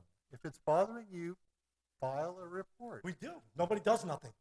But you want to worry They're about it. required to go look at it if you call them. So call them if it bothers you. If it doesn't bother you, leave it alone. If it does bother you, call them.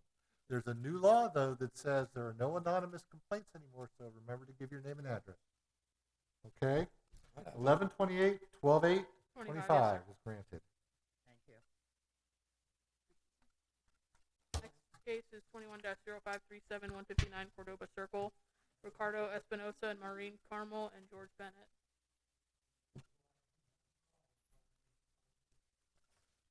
Mutter, mumble, mumble. All right, sir, what's your name? Ricardo Espinosa. Thank you very much. They're going to show you some documents. Code sections 91, 622, 108.4, and 15141, A1C6. Fence without a permit, pavers without a permit, and AstroTurf was installed in the backyard. I observed the violation on 7/2/21, sent out a notice of violation and a notice of hearing on 7/21/21, and it was delivered on 7/24/21. I'd like to enter the following documents into evidence. Exhibit 1, notice of violation, notice of hearing. Exhibit 2, verification of ownership. Exhibit 3, pictures. Exhibit 4, AS400 permit information. Okay, you have a signed green card, barely legible, but it's there. So you have service and you can proceed. Thank you, sir. Those documents that I just handed you, those are the village's exhibits that we'd like to enter into evidence. Exhibit 1 is the notice of violation and the notice of hearing. Exhibit 2 is verification of ownership. Exhibit 3 is the photographs on the screen in front of you. And Exhibit 4 is the village's permit information. Do you have any objection to those documents? No. Thank you. What they're basically trying to say is, did you put up the fence or did someone do it for you? The permit's already approved. I got the permit number. For what? For the fence. For the fence. Then I got the permit on process for the pavers. The only thing that I don't have permits or anything for is the AstroTurf. The fence, I think the permit number is 21-00002783. And in the website says it's approved already. So I just got to, wait for you guys. Well, we're going to look stuff up because he's got numbers. But believe the permit's still in plan check, or did you just receive it? This is what they send us. They send me pictures when they went online with the permit number, and then also next to it says that it's approved already. I know that it's in the final process before you guys send it back to us. The one for the pavers, I haven't submitted yet. I'm waiting on my GC to sign it because it's on vacation. He'll be back on Thursday. If I can get a couple of days, I can submit that You're one. going to get till the end of November, so you'll have time. Yeah, so that I'm working on. The only thing that I do not have permits for is the AstroTurf. I spoke with codes. They don't have a reason why it's not permitted. It just says that it's not allowed. They sent me to Sonin. Sonin spoke with Andrew, I believe. He told me that it's just, they don't have a reason why it's not allowed. It's just they haven't got to it yet. He told me that there will be a lawyer here that is aware about a conversation that he had, that it will be taken in consideration within the next 12 to 18 months, so they can start like either regulating it or allowing it. But it's just that you guys don't have anything that says the reason why it's not permitted. the AstroTurf. They just say it's not allowed, period. Yeah, it's an unapproved material. And the code is permissive, so if it's not specifically allowed, it's prohibited. Okay, so But they regardless, they he's gonna get actually, time. it has to, they're saying that it has to say you can put grass, pavers, or AstroTurf in the code Correct. to make it work. So I'm not that, well, I'm not into that right now. We're just doing the fence without a permit. Is his fence approved? Is that, It's in plan check. it's in plan check, so it should be out. It is approved?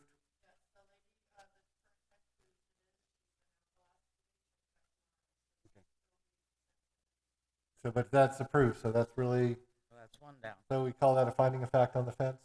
Not yet. Not yet. No. All right, so 1128 on the everything. Yep. The 12:08, yeah, or 25. pavers, he's getting a permit on that, so hopefully that'll be easy-ish. And the AstroTurf, he needs to talk to someone, I guess. Because it's not allowed, or? Well, I'm sorry. Yeah, in the city of West Palm Beach, and then the county itself is allowed in the backyards and the side yards. Yeah, I know you guys are, unfortunately, yeah. I know you guys are separated, and I understand that, it's just like something that every other city, every other major city basically already has a rule and regulations for it. You guys don't have that yet. Unfortunately, you added major in there. I guess Royal Palm Beach isn't in the big leagues yet.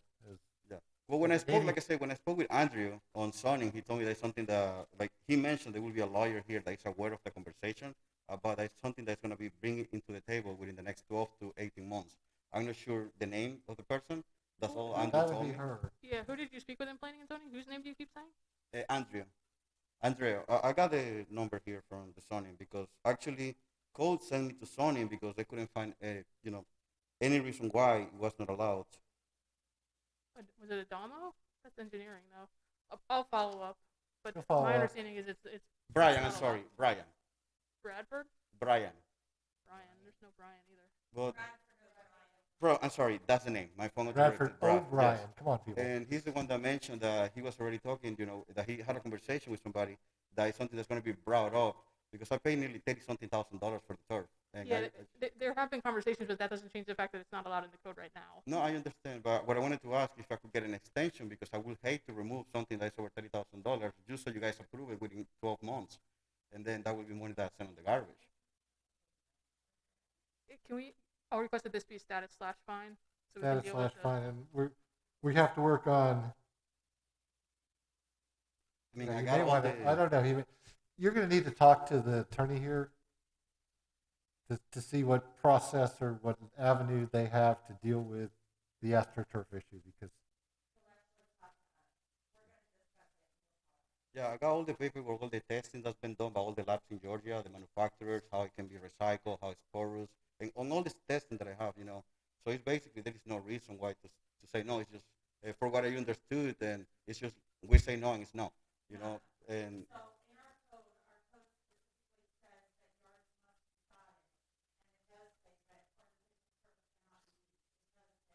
Yeah, that's the only thing that says.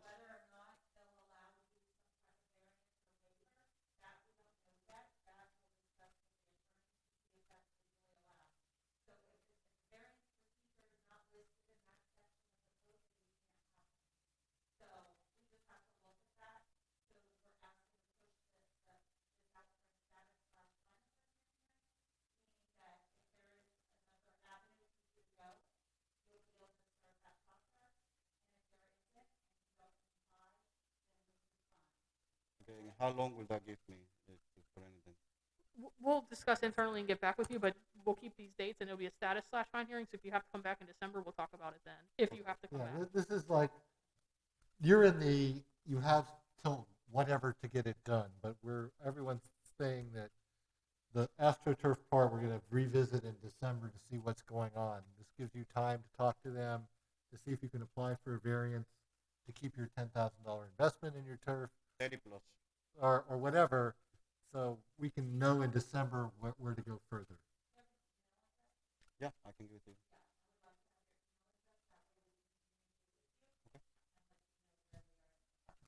Okay. Perfect. All right, 11/28, 12/8/25 for status/fine assessment hearing, and I'll remember the AstroTurf. Thank you. Okay, great. And now we're going back to page 4. Back to page 4. It's the third from the bottom, case 21-625, Okay. 250 Monterey Way, Deborah Avila. And I'm not sure if she was sworn in or not. It's too hard to keep track when people keep coming in and out, so I don't think she was, but I don't She know. was or no? Sorry, tell the truth, nothing but the truth. He says yes. Tell us what your name is, ma'am. Deborah Avila Puig. Thank you. Avila, you gave it more than that? Avila's the name on record, but I have another last name. Oh, okay. Well, we're going to leave you with Avila. where you were Okay. before we changed your name. Okay. Just give us one moment. They're getting their stuffings together here. 11:28.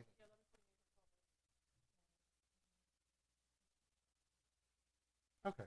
We're taking it outside. Code sections 9-4, fence and disrepair. Ms. Foley observed this on 7/23/21. Sent out notice of violation, certified mail on 7/26/21. It was returned on 8/2/21.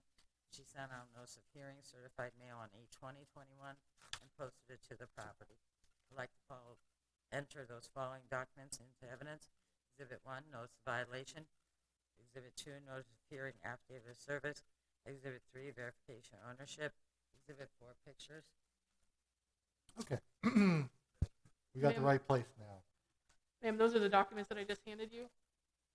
Those are the village's exhibits that we'd like to enter into evidence. I'm going to ask you if you have any objection at the end. Exhibit 1 is the notice of violation. Exhibit 2 is notice of hearing. Exhibit 3 is verification of ownership. And Exhibit 4 is pictures, which are on the computer screen. Do you have any objection to those? No. Thank you. Okay. Admitted without objection. All right, so holy fence, is that our problem? Yeah. Now, she can replace 10% of the fence without a permit, correct? Well, it appears in the photo that there's not many slats, so she could just replace those slats that are missing or broken or rotted. But yes, she can only replace a portion of it, 10% of one side. But there without looks like there's obtaining a permit. probably, If she wants to replace the whole. yeah, I'm just giving you your options here. Right. Like, I just pressure washed my fence at the end of the rainy season last time. And I probably replaced half a dozen, maybe 10 pickets, you know? And it looks like you're probably along the same lines. Are you going to replace the fence? Are you going to replace That the would have pickets? been good news before I paid a contractor. Well, So no, I I'm have a saying- contract now to replace the fence. So, A so contract. if you replace that with just, go to Home Depot / Lowe's, wherever they sell these pickets, they'd sell them. Yeah, at the time of the notice, there was a severe lumber shortage. You couldn't find panels. No, or- the crazy has gone away. Yeah, but in the meantime, I actually paid a contractor a deposit to replace the fence, and they gave me a timeline of 8 to 10 weeks, and that was September 16th. So here I am waiting. If you are going to replace it, it does require a permit. Right, and I also paid them to pull the permit as well. Okay. Yeah, so I have the contract from them if you need it.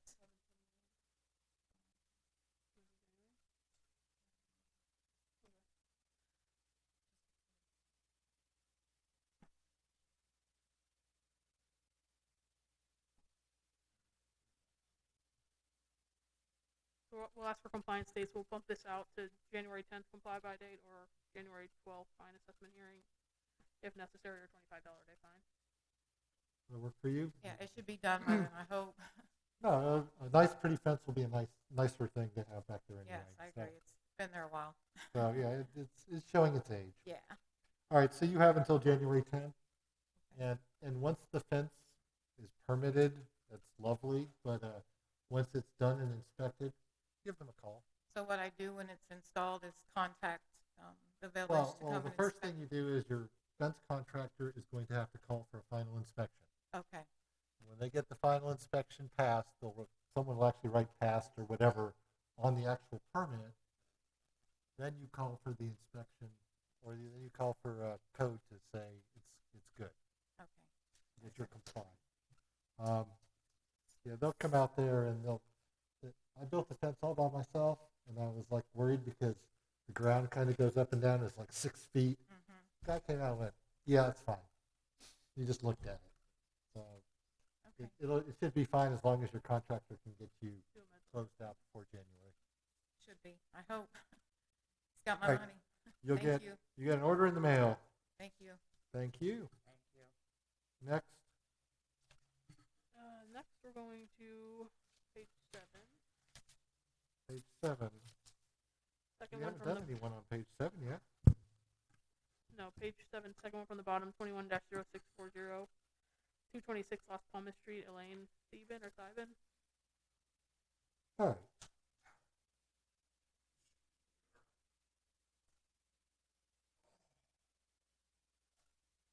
And he does need to be sworn in.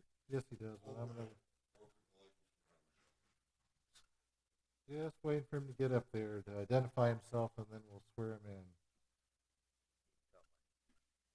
All right, 226 Las Palmas. What's your name, sir? James Theben. I'm representing Elaine, my mom. Okay, James Theben's son.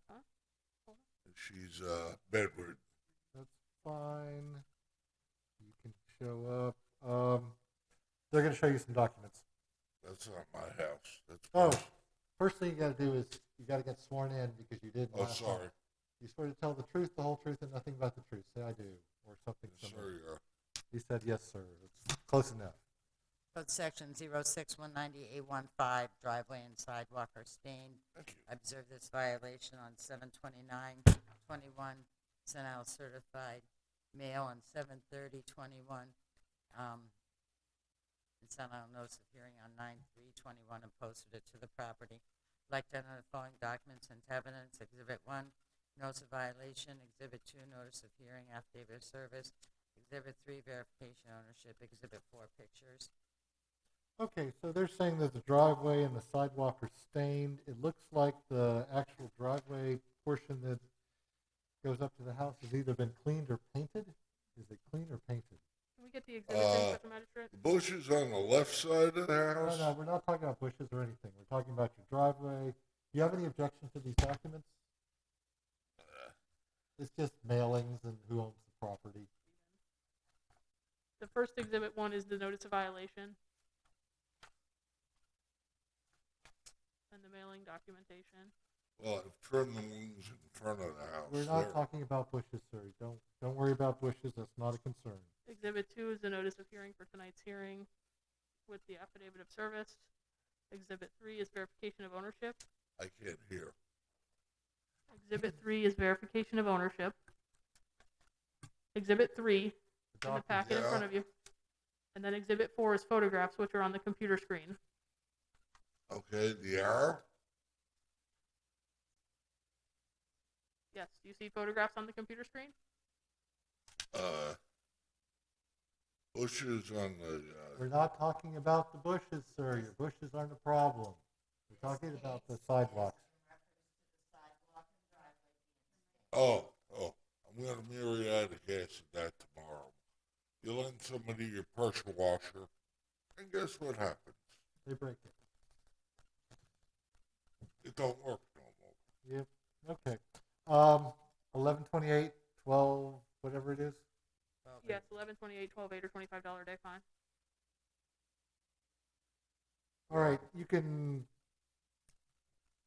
muriatic acid wash it. You can pressure clean it. Whatever you're going to do, do it before November 28th.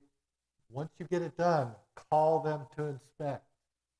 So you're talking about the bushes in the front? No bushes. Quit with the bushes.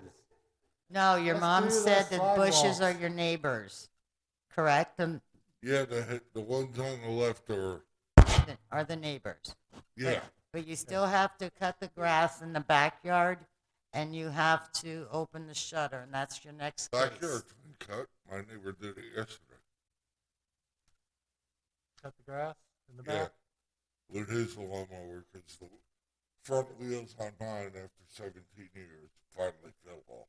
Okay, That's so the next case. He has 2 cases. That's okay. not this Well, one. we're just doing the the driveway and the. we're just doing the driveway in this case. We're going to do the other one in a minute. Driveway, I use stucco paint. My own fault.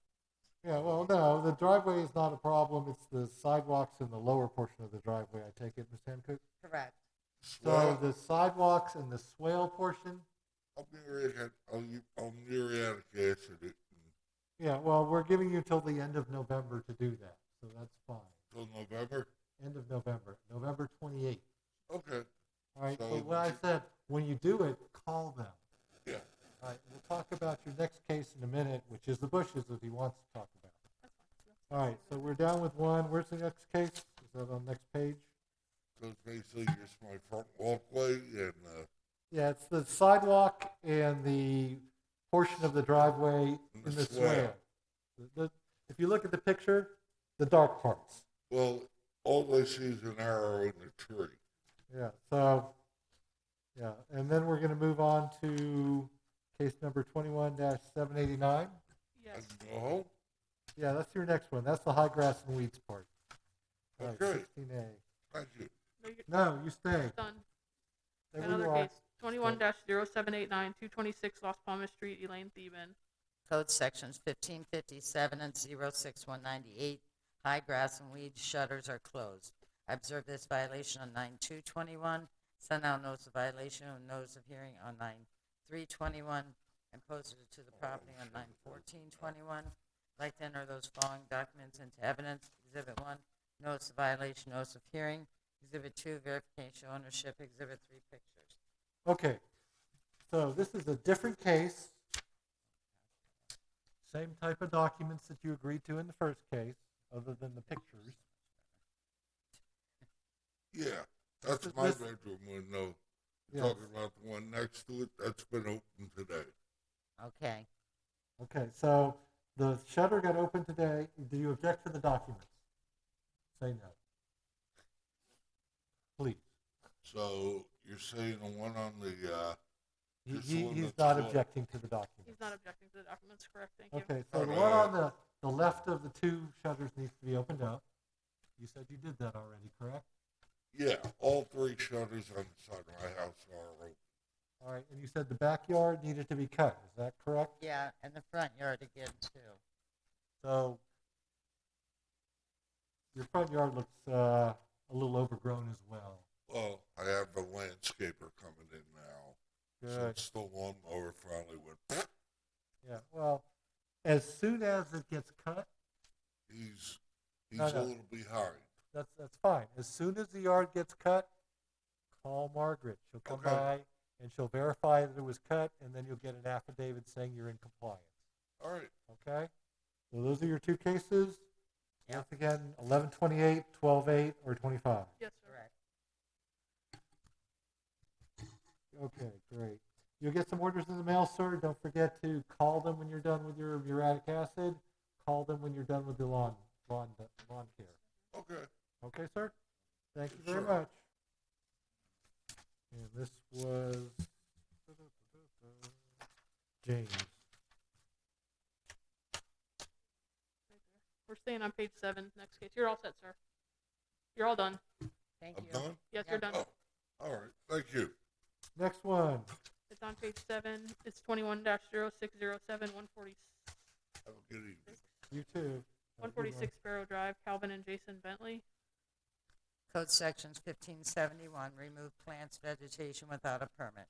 I observed this violation on 7/20/21, sent out notice of violation on 7/21/21. It was returned on 7/23/21, sent out notice of hearing on 9/3/21, and it was returned on 9/7/21. I'd like to enter the following documents into evidence. Exhibit 1, notice of violation, notice of hearing. Exhibit 2, notice of hearing. Exhibit 3, verification of ownership. Exhibit 4, pictures. Exhibit 5, AS400 permit information. Okay. What's your name, sir? Jason Bentley. Thank you. All right. They're going to show you some documents. Sir, that packet of documents I just handed you, the papers in front of you, those are the village's exhibits we'd like to enter into evidence. Exhibit 1 is notice of violation. Exhibit 2 is notice of hearing. Exhibit 3 is verification of ownership. Exhibit 4 are the photos on the screen, and Exhibit 5 is the village's permit information. Do you have any objection to those documents? He shook his head no. Okay. No objection admitted. They're saying that, and I can't really even tell from the pictures what did he remove? Did he get sworn in? Were you sworn in, sir? Did you raise your right hand? He needs to be sworn in. Do you swear to tell the truth, the whole truth, and nothing but the truth? He does. Thank you. All right, so what was removed so he can... Okay, so if you look at the picture, that picture there, there's the fluffy green thing, and in this picture, it's gone. I'm not sure what type of plant it was. Oh, that... Big tree in the front yard. Yep. That's not a Big tree in the front yard is still there. Not the tree, this, the darker green That one looks that's sort in of front like, of it. The shorter one. yeah. He had removed other plants as well, but I didn't remove other plants. I trimmed. You guys sent me a letter on my door said I need to take care of my lawn and my my trees and stuff. You know, to grow into the fence and stuff. And I trimmed all my trees and I redid my whole yard, fresh lawn and new landscape. I mean, that's what was going looks on. very nice now. Yes. Okay, so you going to make him go get a vegetative removal permit? Up to you. I mean, if He's he's... supposed to get one. The I code know you're requires supposed him to get to. one. Yes, the code requires that he get one. You know, I'm not sure what type of plant that was. It looks like It was a little Christmas tree. it was I'm trying to find out what kind of, it's either a pine or Not a pine, no. it's something that's in that family though. I have type of pine in the back evergreen. of my yard, and Yeah, it's an evergreen of Some some type kind. of evergreen. But the code does require that when you remove any vegetation, unless it's prohibited, you are to get a vegetation removal But permit. it's not vegetation. It's Yeah, not it it's is just a vegetation. tree. Put it this way, no one ever does that. So you're getting tagged for stuff that very rarely happens. The permit is required to ensure that he has adequate, required Understood, landscaping totally on site. understood, but you know, I how many trim- I- vegetation removal permits do you actually issue a year? They A lot. issue quite a bit of them. Quite Yeah, a few. wow, I'm Yeah. surprised. All right, so what they're saying is a not fee permit, right? It's no Correct. fee permit, correct. Okay. They're saying you need to get a vegetation removal permit because you took out that plant in the front yard. There needs to be a certain amount of plants in your yard. They'll go look in there and count them. And if it's good, you're fine. But I have a lot of plants. I replanted a lot of plants. That's in my yard. fine. You're just going to go get Which a free might be permit. great at this time. You may meet the minimum landscape requirements. What they're saying is you may have enough plants, but they can't tell without you getting the permit and doing an inspection. It's a free permit, so just go down there, get a vegetative removal permit, which is free.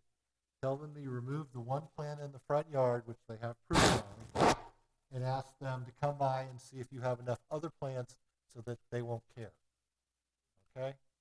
That's all you need to do. So get a free permit, tell them you pulled the one plant out, and have them look at the rest. Yep. Okay? And that's we're all. asking for And compliance that's by 11/28, or 12/8. 12/8 or 25. Yes, sir. And yeah, don't. It's an easy thing. Can he apply for this stuff online? Okay, so you have to come by, or someone has to come by the code enforcement office or Community the development. community development. It's on the other side of the circle back there, and go in and get a vegetative removal permit. You, your wife, your friends, whatever. And they're just going to make sure that you have enough other trees or hedges. And it looks like you have a tree behind the tree anyway. I have too So many you, trees. so you should have plenty of trees. So just go get a vegetative removal permit, then call for an inspection. Okay? 11/28, 12/8, 25, you'll get an order in the mail. Okay. We got plenty of news here. All right, so who's next? Just give us 1 second. I think we're moving to the addendum.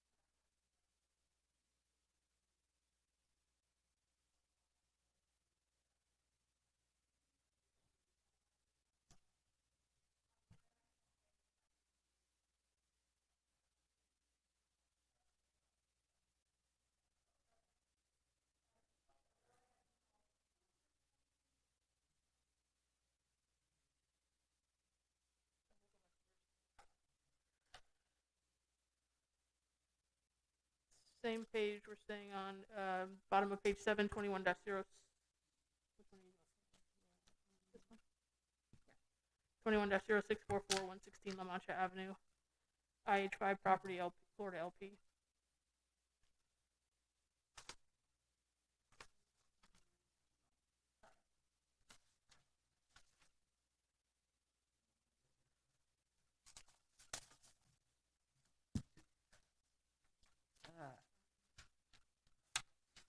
Code sections 1557 and 124C, high grass and weeds, garbage can in public view.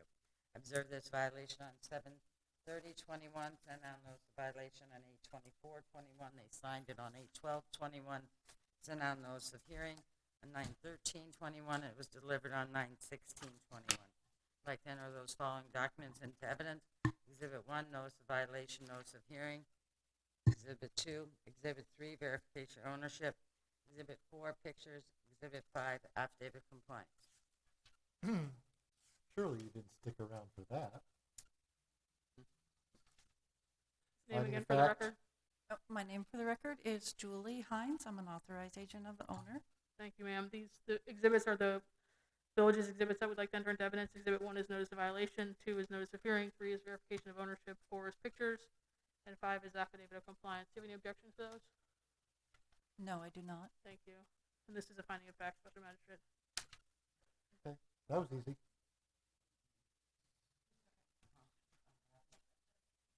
Are you granted? Yes, granted. Okay. Finding of fact Thank is you, ma'am. granted.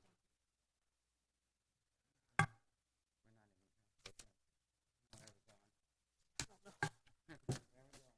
think we're at 9 now.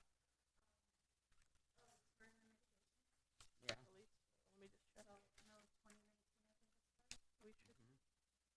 Now, the gentleman back here, what's he in? I'm sorry? Is he a mitigation or is he a? He's a fine assessment. Oh, well, he's been here forever, He didn't sign in, so. but he's been sworn in for like 3 groups. Which one is he? Yeah, let's get him taken care of. He's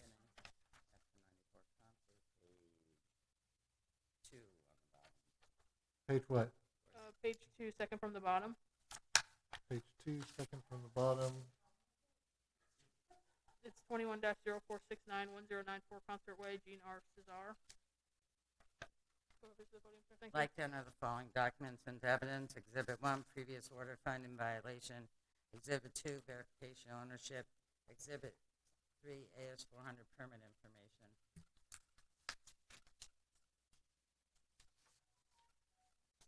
Can you state your name for the record, sir?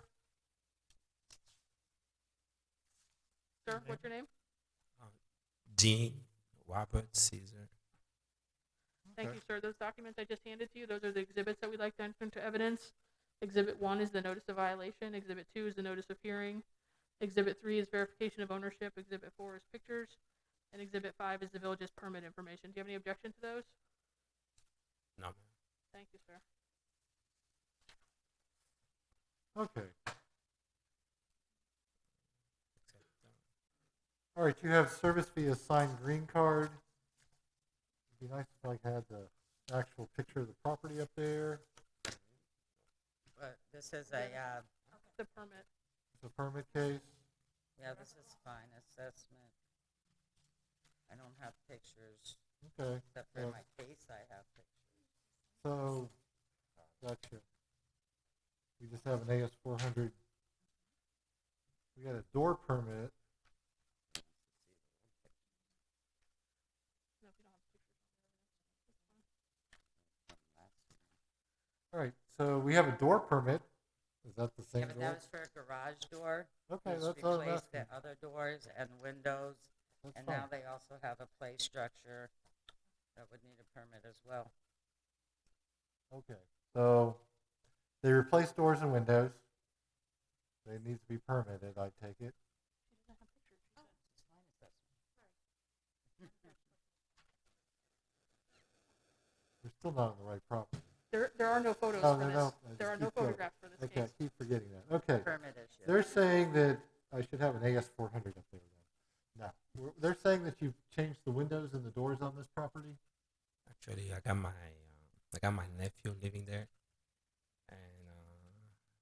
he and his wife, they went ahead. They wanted to be the house to be safer, more safety for their kids. They did the changes, but I apologize because Mrs. Margaret has been very kind to me, very patient, and I was looking for a contractor for months to pull out those permits for me to satisfy the fine. I finally got one, Silas Construction, and I paid him to pull the permits. He was supposed to be here today. He apologized. He said he got COVID. I couldn't find him. He said, please ask the court to give me a little bit more time. He promised me he's gonna put those permits for me.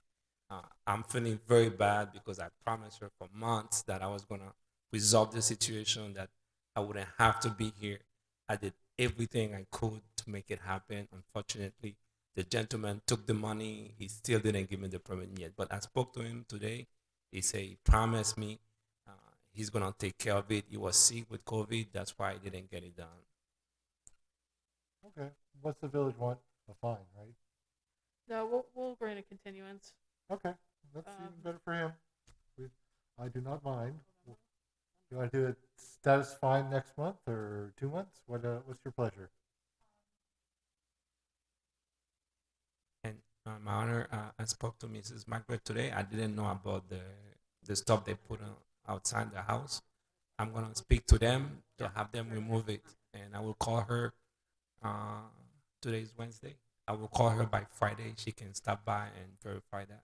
Okay. Well, we're status/fine assessment hearing for 11 what? Compliance is 11/28. The status/fine hearing would be 12/8 or $25 day fine. All right. So.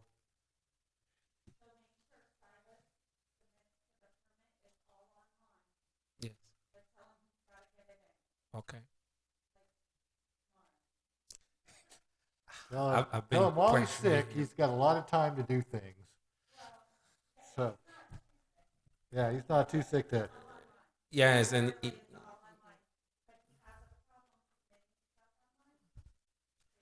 yeah, that's another problem. I told him. He said he has a lady helping him now. Oh, you know Silas? Yes, he's an older man, and when it comes to technology, We it's a never problem. did things this way when I was growing up.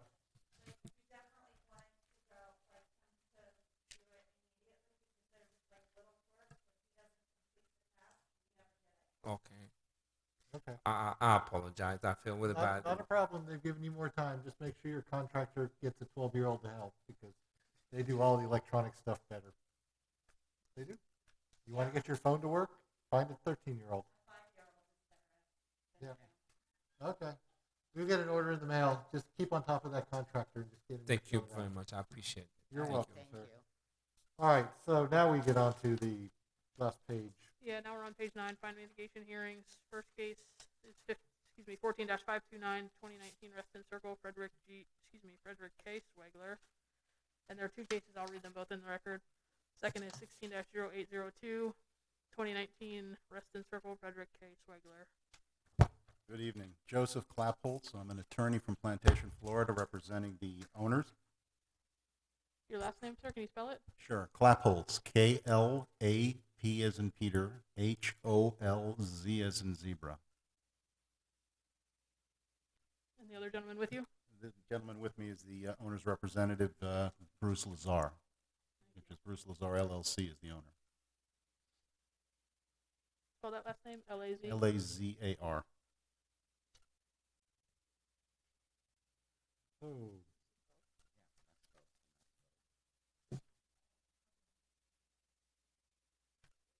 I'd like to enter those following documents into evidence.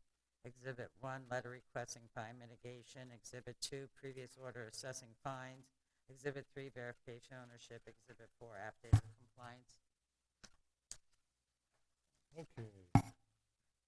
L-A-Z-A-R. And then read the other case. Thank you. And again, I'd like to enter the following documents into evidence. Exhibit 1, letter requesting fine mitigation. Exhibit 2, previous order assessing fine. Exhibit 3, verification ownership. Exhibit 4, affidavit of compliance. My signature's the same from 2014 and 2016. So Doesn't get much worse. Case case 14-529, the fine amount is $4,375. In case 16-0802, the fine amount is $9,550. All right, the big question I always ask everyone is, why should it be reduced? Well, I represent, as you know, the new owners of the property. The previous owner, who was the named respondent, who was the previous owner of the property, was deceased. We purchased it in foreclosure recently, and as soon as we did, we stepped forward and acted as the white knight and resolved all of the issues that were open. I understand that Ms. Margaret has been in touch with Mr. Lazar. He actively and aggressively took care of the open issues. We unfortunately are standing before you in the shoes of the previous, I'm going to call him wrongdoer, but we weren't there at the time. The idea here is that once the property was foreclosed upon, we stepped in, we did right, we resolved it, and unfortunately these liens are there, so we're here before you asking for the mitigation in the first instance. Okay, and what proposed amounts do you have? Well, you have, I think, a total of $13,000 in liens. Approximately, yes. Yeah, we would ask for it to be reduced to nil. I don't know if there's a number above that that is somewhat more palatable to your honor, but at this point we did what we had to do. The fine at this point would just be punitive. Well, you bought a fine. You bought a property with a fine. We did, and we you couldn't had to deal with the property with the fine. agree. And you have to fix the property just to even ask. So I'm sorry, I don't find it. You cannot even apply for a mitigation until you have fixed whatever was wrong with the property. Exactly. So it's not quite as white knightish as you say it is. It's more of personal economic incentive. Does the village have a position with regards to these liens that's not nil? Yeah, obviously it's cost the village money over all these years to bring these cases to hearing, and it still will cost the village additional money to release the lien should you grant any orders tonight. But in 14-529, the village will be amicable to reduction to $1,236.42. And in case 16-0802, the village would be amenable to reduction to $2,353.80, payable within 90 days, which would be January 13th, 2022. Can you give me the first figure again? 1236.46. 0.42. I would submit that the fine as presented by the city is still very hefty for what we want I into. see people who come in here all the time who purchase properties out of foreclosure, who purchase properties with liens. It looks like the first one is about a 75% reduction. The second one is once along the lines of a 75% reduction.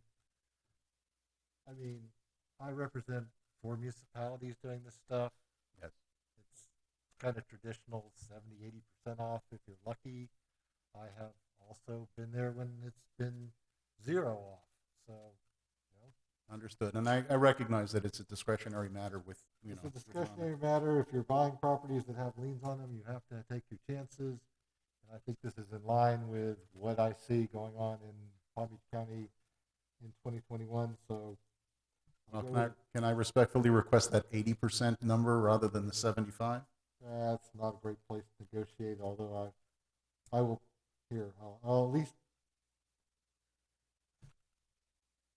case number 14-529, I'll just make it a flat $1,200 by 113 and take the other one down to $2,300 by 113.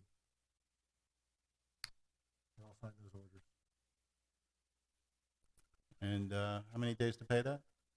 January 13th. Let me just confirm. I think that's a weekday. Yep, that's a weekday. That's fine.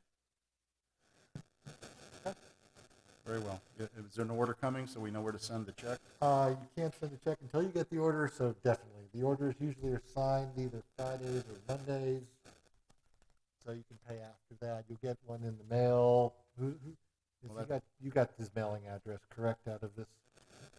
Yeah, the village does. Yeah. Okay, they'll send the orders to your address. That address. At your address? Margaret, do you have the address for Mr. Lazar? Yeah, it's got to be here on the. Okay. Great. Thank you. Thank you. I knew she just wasn't here for that last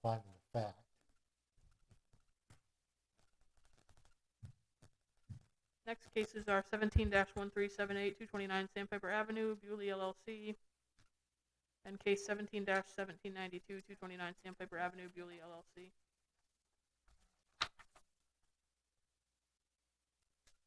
I'd like to enter the following documents into evidence. Letter request and fine mitigation. Exhibit 2, order assessing fine. Exhibit 3, verification ownership. Exhibit 4, affidavit of compliance. And then again, Exhibit 1 is your letter requesting fine mitigation. Exhibit 2, previous order assessing fine. Exhibit 3, verification ownership. Exhibit 4, affidavit of compliance. Okay. And so in case 17-1378, the fine amount is $36,675. And in case 17-1792, the fine amount is $101,250. Excuse me.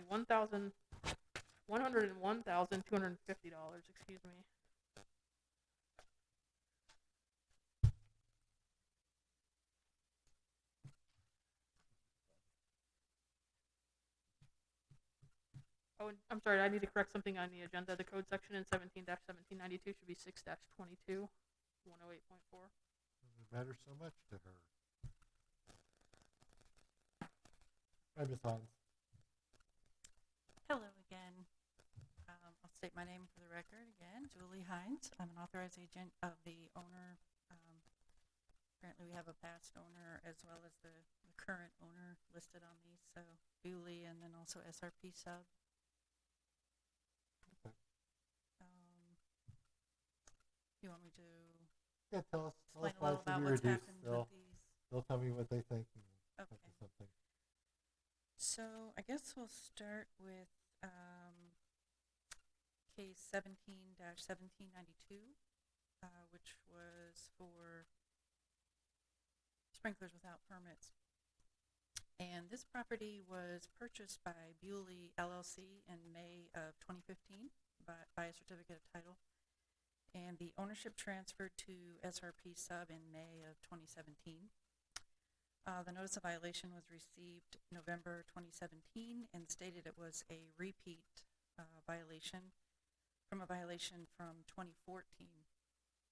And I was just wondering if that started a repeat fine, and was that against the prior owner? That's just something I noted, but I'll continue. And I don't know. They're just checking. So photos from the Google Street View do show the irrigation system was in place in 2014, which was prior to our ownership. I just wanted to put that forward. But this all came up during a maintenance visit to the property to try and repair the existing sprinkler system that was there. The landscaper had discovered the existing irrigation system. They attempted to repair. We then received the citation from code enforcement. The vendor stopped their repair work, and a decision was made not to pursue any work on the irrigation system, and it had been abandoned and has been inactive on the property since the violation was issued 4 years ago. So they've had no sprinkler system at this property, but unfortunately it went into daily fines. The maintenance department had reached out to code enforcement numerous times during 2018.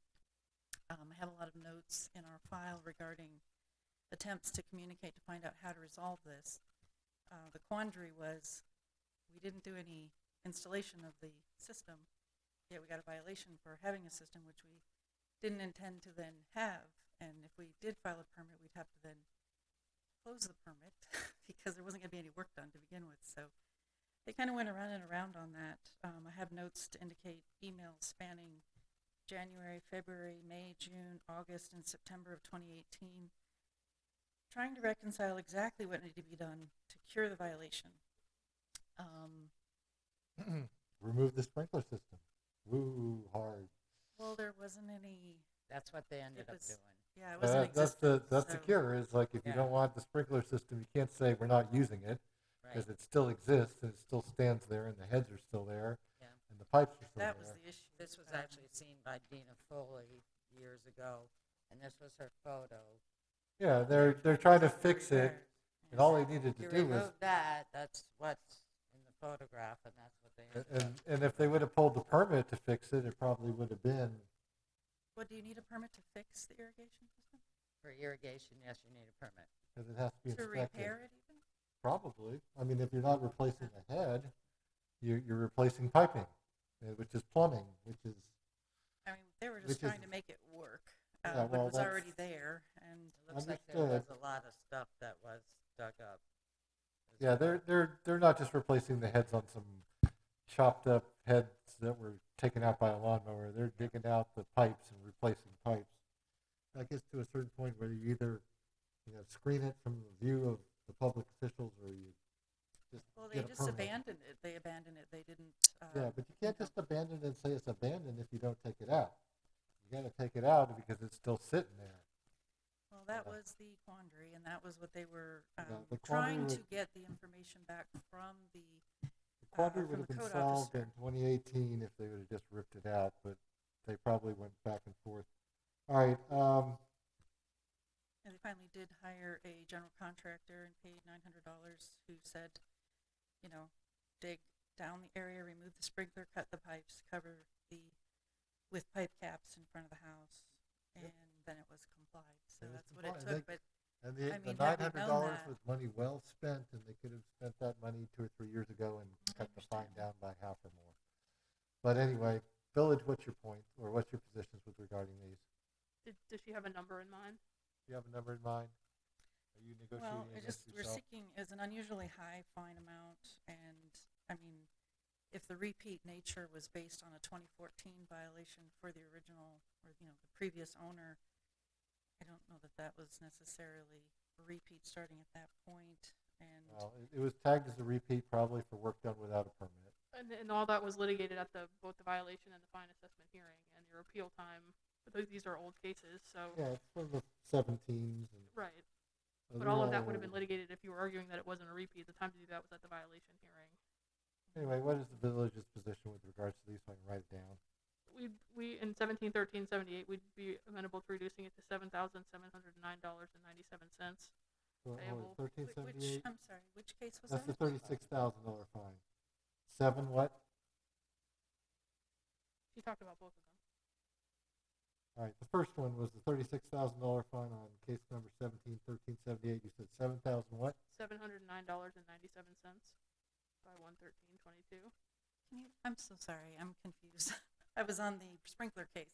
No, we're working the other case first. That's the 36,000. Oh, I didn't even get to show you the crazy things going on in that one. Oh, okay. Well, and what's the other one on the sprinkler case? The 101-250. 17-1792 $20,605.85.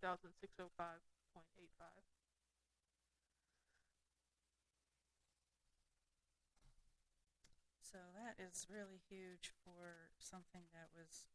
Well, it's really huge for something that could have been fixed. It's really huge for something that, Why weren't we responded to? Was there any response when we were asking how to go about fixing it? I mean, I could tell you right now, and you could probably tell me too. It's like they don't like your sprinkler system. It's not permitted. What do we do? Take it out? I mean, you don't. They have gazebo. It's not permitted. What do you do? Right. You've got a boat back there that's not allowed. What do you do? And we did hire people to try and resolve this, and they were like, "Well, you're not putting in the sprinkler system. Why are you?" Oh, you should have said, "Well, you're not being useful to me." I mean, I was going to ask for costs. Yeah, well, unfortunately, that's not going to happen here. Half of this or more is self-inflicted. I mean, 4 years of this fine out of the 7 is, you could have done something. You just sat there and went, I don't know what to do. Well, in actuality, if it matters at all, it was closed in our system when there was no response. They said they were closing it until further notice. Yeah, and then they decided, oh, we're not going to deal with it. We're not getting an answer. That's just horrible. That was it. It was off my radar. Yep, it's off your radar. There's not much you can do about it. And the last message was to Officer Foley on September 18, 2018. All the items of the violation have been corrected. Can it be re-inspected for compliance? Please let me know if the violation can be closed out. There's no response to my knowledge. All right, that one I'd like to see.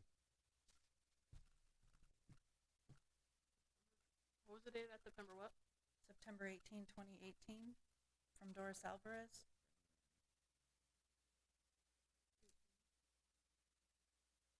She sent the same thing on August 22nd, 2018. All right, let me see those. Show them to her first. 'Cause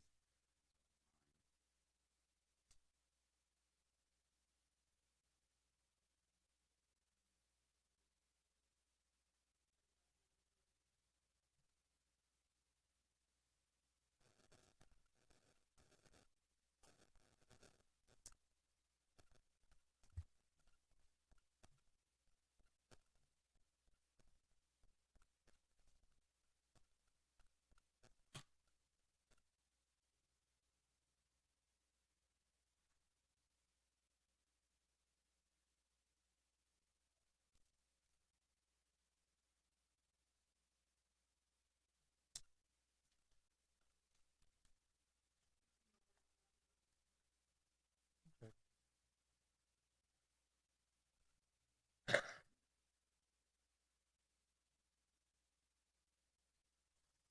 All right, so we have emails.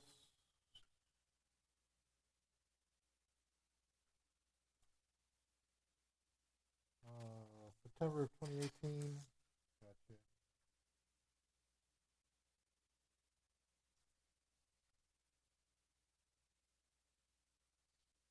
All right.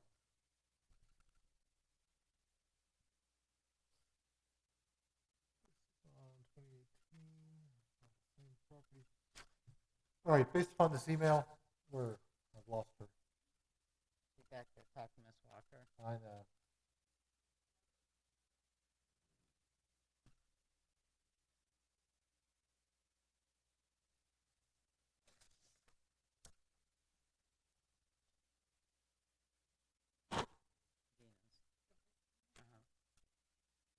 Yeah, there's an email to Dina in 18. So. Or it wasn't a weekend because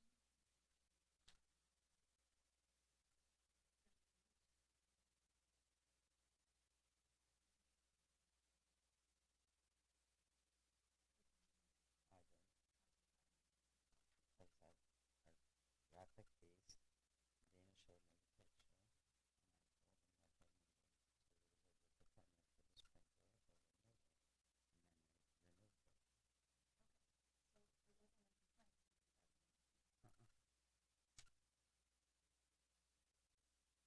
Dina showed me the picture. Is this was still there? So it still wasn't in compliance in 2018. They just complied by removing it.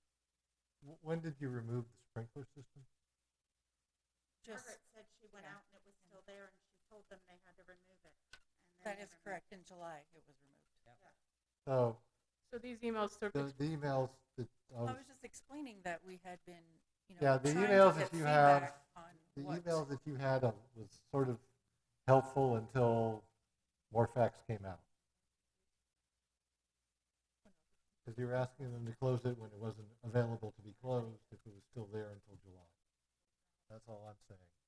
Is if it was just there and it was removed then and it was kind of ignored, fine, I was going to do something for it. But it isn't.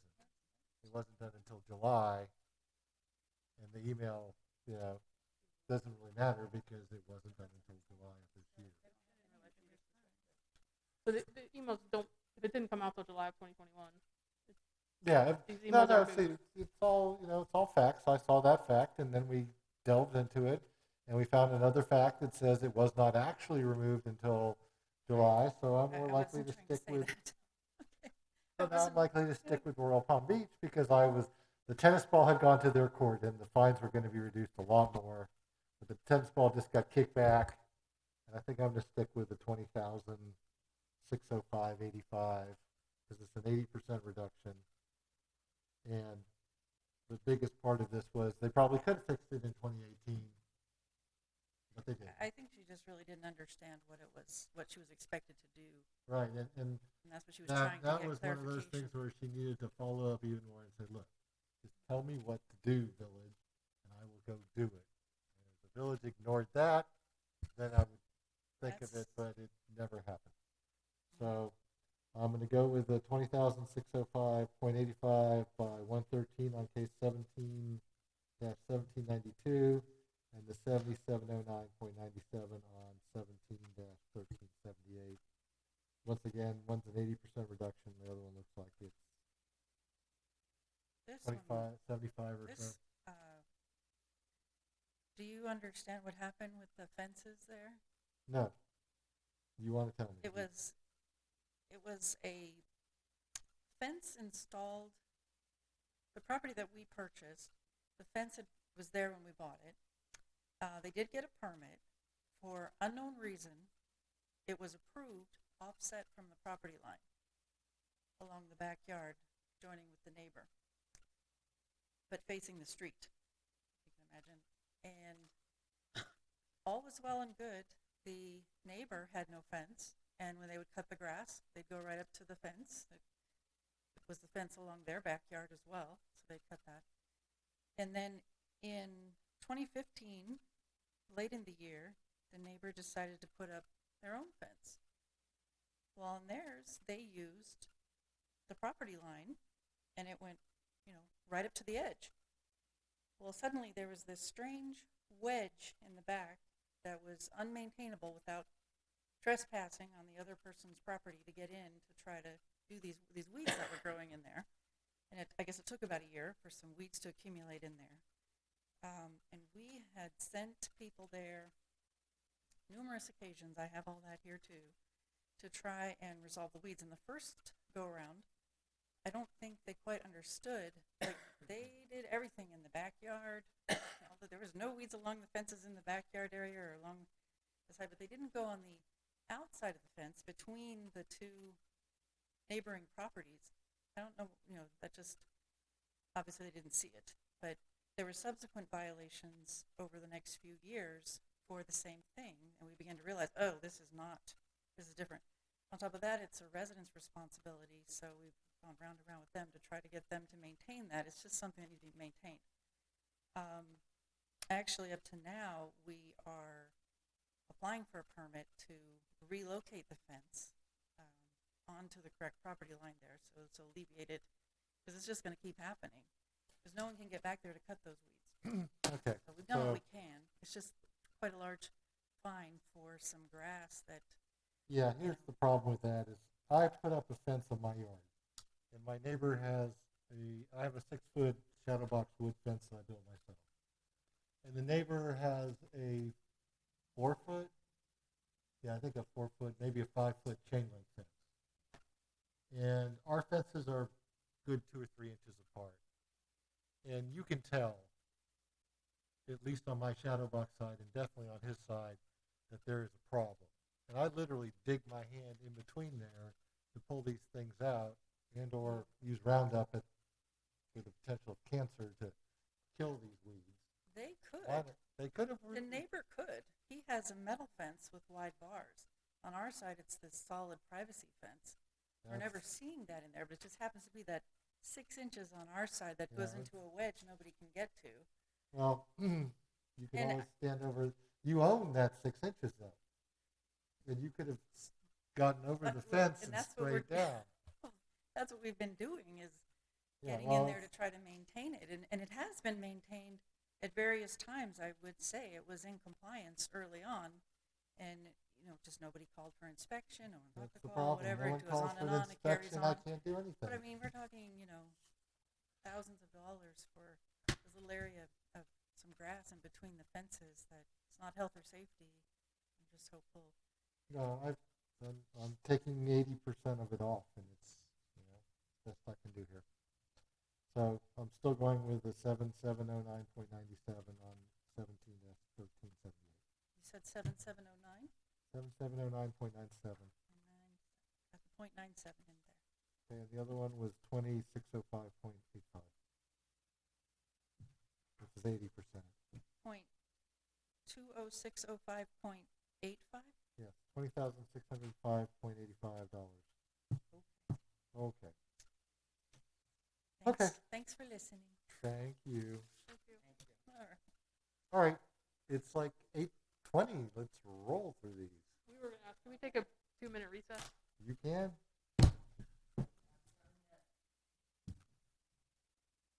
I thought you people were going to be earlier tonight. Everyone's like piled in here. I haven't seen so many people at a hearing in ages. Like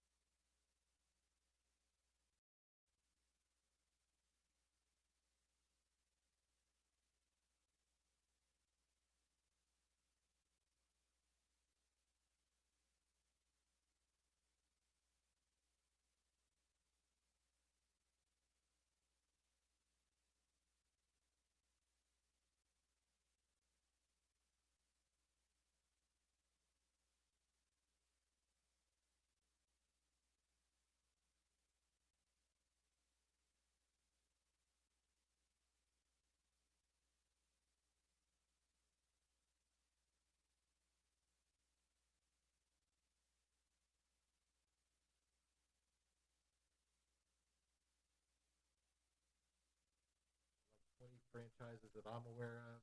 It's got really good fried chicken because they know their fried chicken. And everyone looks at the Colonel and laughs. All right, just turn it back on. We're back on. What are we doing? We're back on page 21-252? 1. Yeah, fine assessment hearings 21-252 is being pulled. That took a long time just to pull it. Next. 21-459, 1356 Thornbank Lane, Moses A. and Rosaline M. Rahan.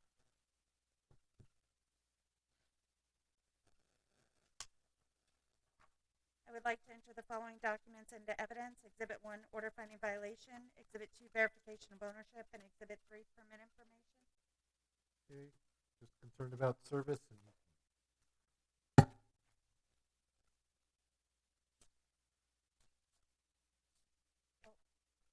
so concerned about service. What do you have for service on here? I see a USPS receipt. Wrong case. Okay, well, I'll be concerned about service when that one shows up.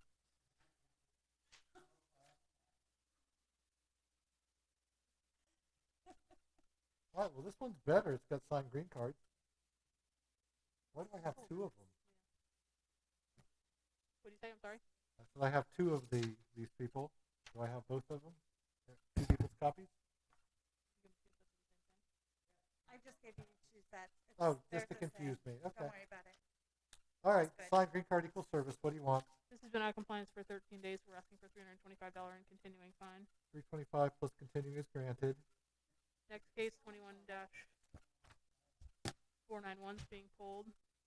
Okay. 20-0287-1061 Parkway East, Samuel L. Thompson. No address, please. I'd like to enter the following documents into evidence. Exhibit 1, previous order finding violation. Exhibit 2, verification ownership. Exhibit 3, AS4 under permit information. Affidavit of service equals service. What do we have here? Dead tree. Yep. A picture of a dead tree, or someone going to tell me there's a dead tree? There's a dead tree. You've seen it last hearing. It should still be there. There should be a Should picture still of be it. dead? It's Probably. dead. Still dead. Somewhere. Somewhere. Oh, right there. You passed it up. There we go. That's the dead tree. There's a dead tree. It's still dead. All right. How much? Again, 13 days, 325 and continuing. 325 plus continuing is granted. 21-0172, 157 Sunflower Circle, Diana M. Gomez. Yeah, no. No pictures on this one? No, no pictures. Because Like usually you have the trash can out, or the trash out there with the. All right, affidavit of compliance. We have service via posting. I want to enter the following documents into evidence. Exhibit 1, previous order granting continuance and setting fine assessment hearing. Exhibit 2, verification of ownership. Exhibit 3, AS400 permit information. And Exhibit 5, affidavit of compliance. Now can I do a finding of fact, or is this a fine? Oh, these are fine assessment hearings. I know. Well, what's the fine? It's $100 and not continuing. It's out for 4 days. $100, no continuing, granted. Next is 21-0427, 197 Sandpiper Avenue, Melissa L. King and Mario J. Ledesma. Like to enter the following documents and evidence. Did you give them to them already? Okay. Exhibit 1, previous order, finding violation. Exhibit 2, verification ownership. Exhibit 3, AS400 permit information. Okay. I just need to look at enough of the service to make sure there's service. Thank you. Service via affidavit of service posting is valid. And what would you want on this one? How Again, far out? 13 days, 325 and continuing. 325 and continuing is granted. 21-0475, 180 Sandpiper Avenue, Robesville, Rajadel Martinez. Like to enter the following documents into evidence. Exhibit 1, previous order finding violation, affidavit of service. Exhibit 2, verification ownership. Exhibit 3, pictures. Exhibit 4, AS400 permit information. So let me look at the service on those. A simple sprayer with a little bit of bleach and water probably would have gone a long way. Oh, you did? He doesn't realize he has it. Oh, here it is. Never mind you. I flipped it with the other one. You have service via posting. Again, You're good. 325 and continuing. Granted. Thank you. 21-0476, 250 Sandpiper Avenue, Elio Perez and Beatrice Villarreal. Like to enter the following documents into evidence. Exhibit 1, previous order finding violation, affidavit of service. Exhibit 2, More than one at a verification time, ownership. Exhibit 3, pictures. All right, 250 Sandpaper. You have an affidavit of service. What's wrong with this broken window? It all looks so pretty.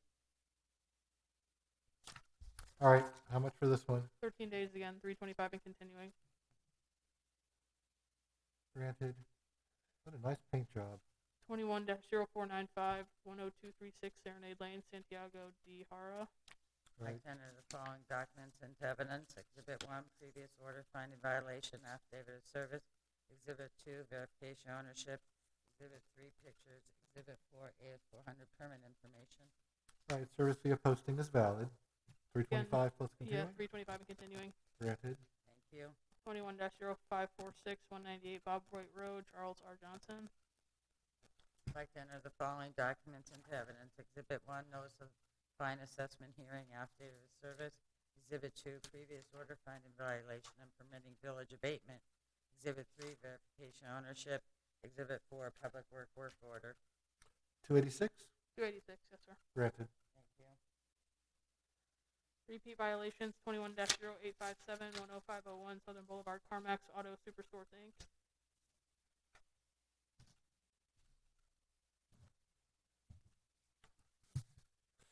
This violation was observed on 9/22/2021. It was sent certified mail with the notice of hearing on 9/23/2001 and signed for on 9/5/2021. I would like to enter the following documents into evidence. Exhibit 1, notice of violation, notice of hearing. Exhibit 2, previous order finding violation. Exhibit 3, verification of ownership. And Exhibit 4, pictures. Okay. I drove by there the other day and saw that too. What would you like on this? You have service via signed green card. It's out of compliance for 22 days at $100 a day, so 2,200 and continuing. 2,200 plus continuing is granted. Violation hearings, page 4, 21-506, 11800 Balsam Drive, Ashley R. Brown and Scott C. Sheldon.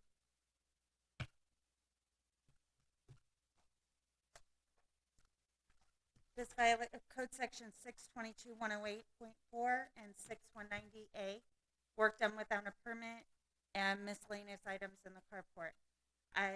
This violation was observed by Ms. Foley on 6/24/2021. It was sent certified mail on 6/25/2021 and posted.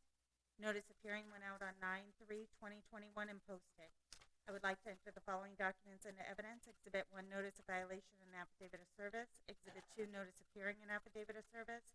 Exhibit 3, verification of ownership. Exhibit 4, permit information. And Exhibit 5, pictures. Okay, someone needs to go get a permit to close in their carport. What would you like with this one? You have service via posting, I believe. This one is. Yeah. Sorry. Comply by 11/28 or the 12/8 fine assessment hearing or $25 a day fine. Granted.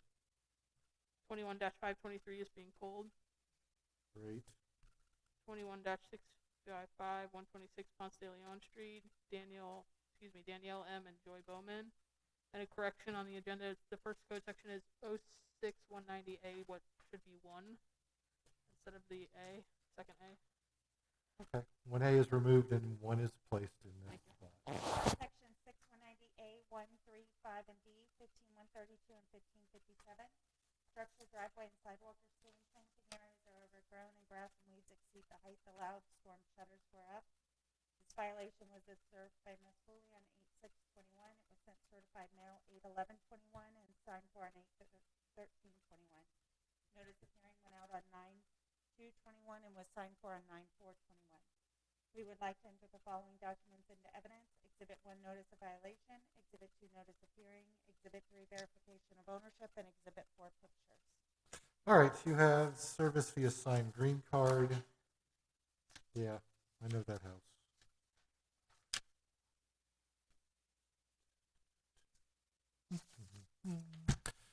$11.28. This one is a bifurcated order. The only thing that remains out of compliance is the A1. Is that right, Linda? The one? Which is which? Yes. That is the structure stained. Okay, so everything else other than structure stain is complied? Yes, so that's a finding of fact on everything else. In 06190A1, comply by 10/28 or the 11/10 fine assessment hearing or $25 a day fine. 10/28, 11 what? 10, 11/10 or $25 a day fine. 10/28, 11/10, 25 is granted finding of fact on planting areas, grass, and storm shutters. Thank you. 21-684 is being pulled. That's a wonderful thing. 21-706, 1226 Carousel Way, William Douglas Holloway III and William Douglas Holloway Jr. Gotcha. Code section 6190A, 1, 3, and 5. Description, driveway and sidewalk are stained. This violation was observed by Ms. Foley on 8/18/21. It was sent certified mail 8/20/21 and signed for on 8/23/21. Notice of hearing went out on 9/13/21 and signed for on 9/16/21. We would like to enter the following documents into evidence. Exhibit 1, notice of violation. Exhibit 2, notice of hearing. Exhibit 3, verification of ownership. And Exhibit 4, pictures. Okay. You have service via signed green card. What would you like?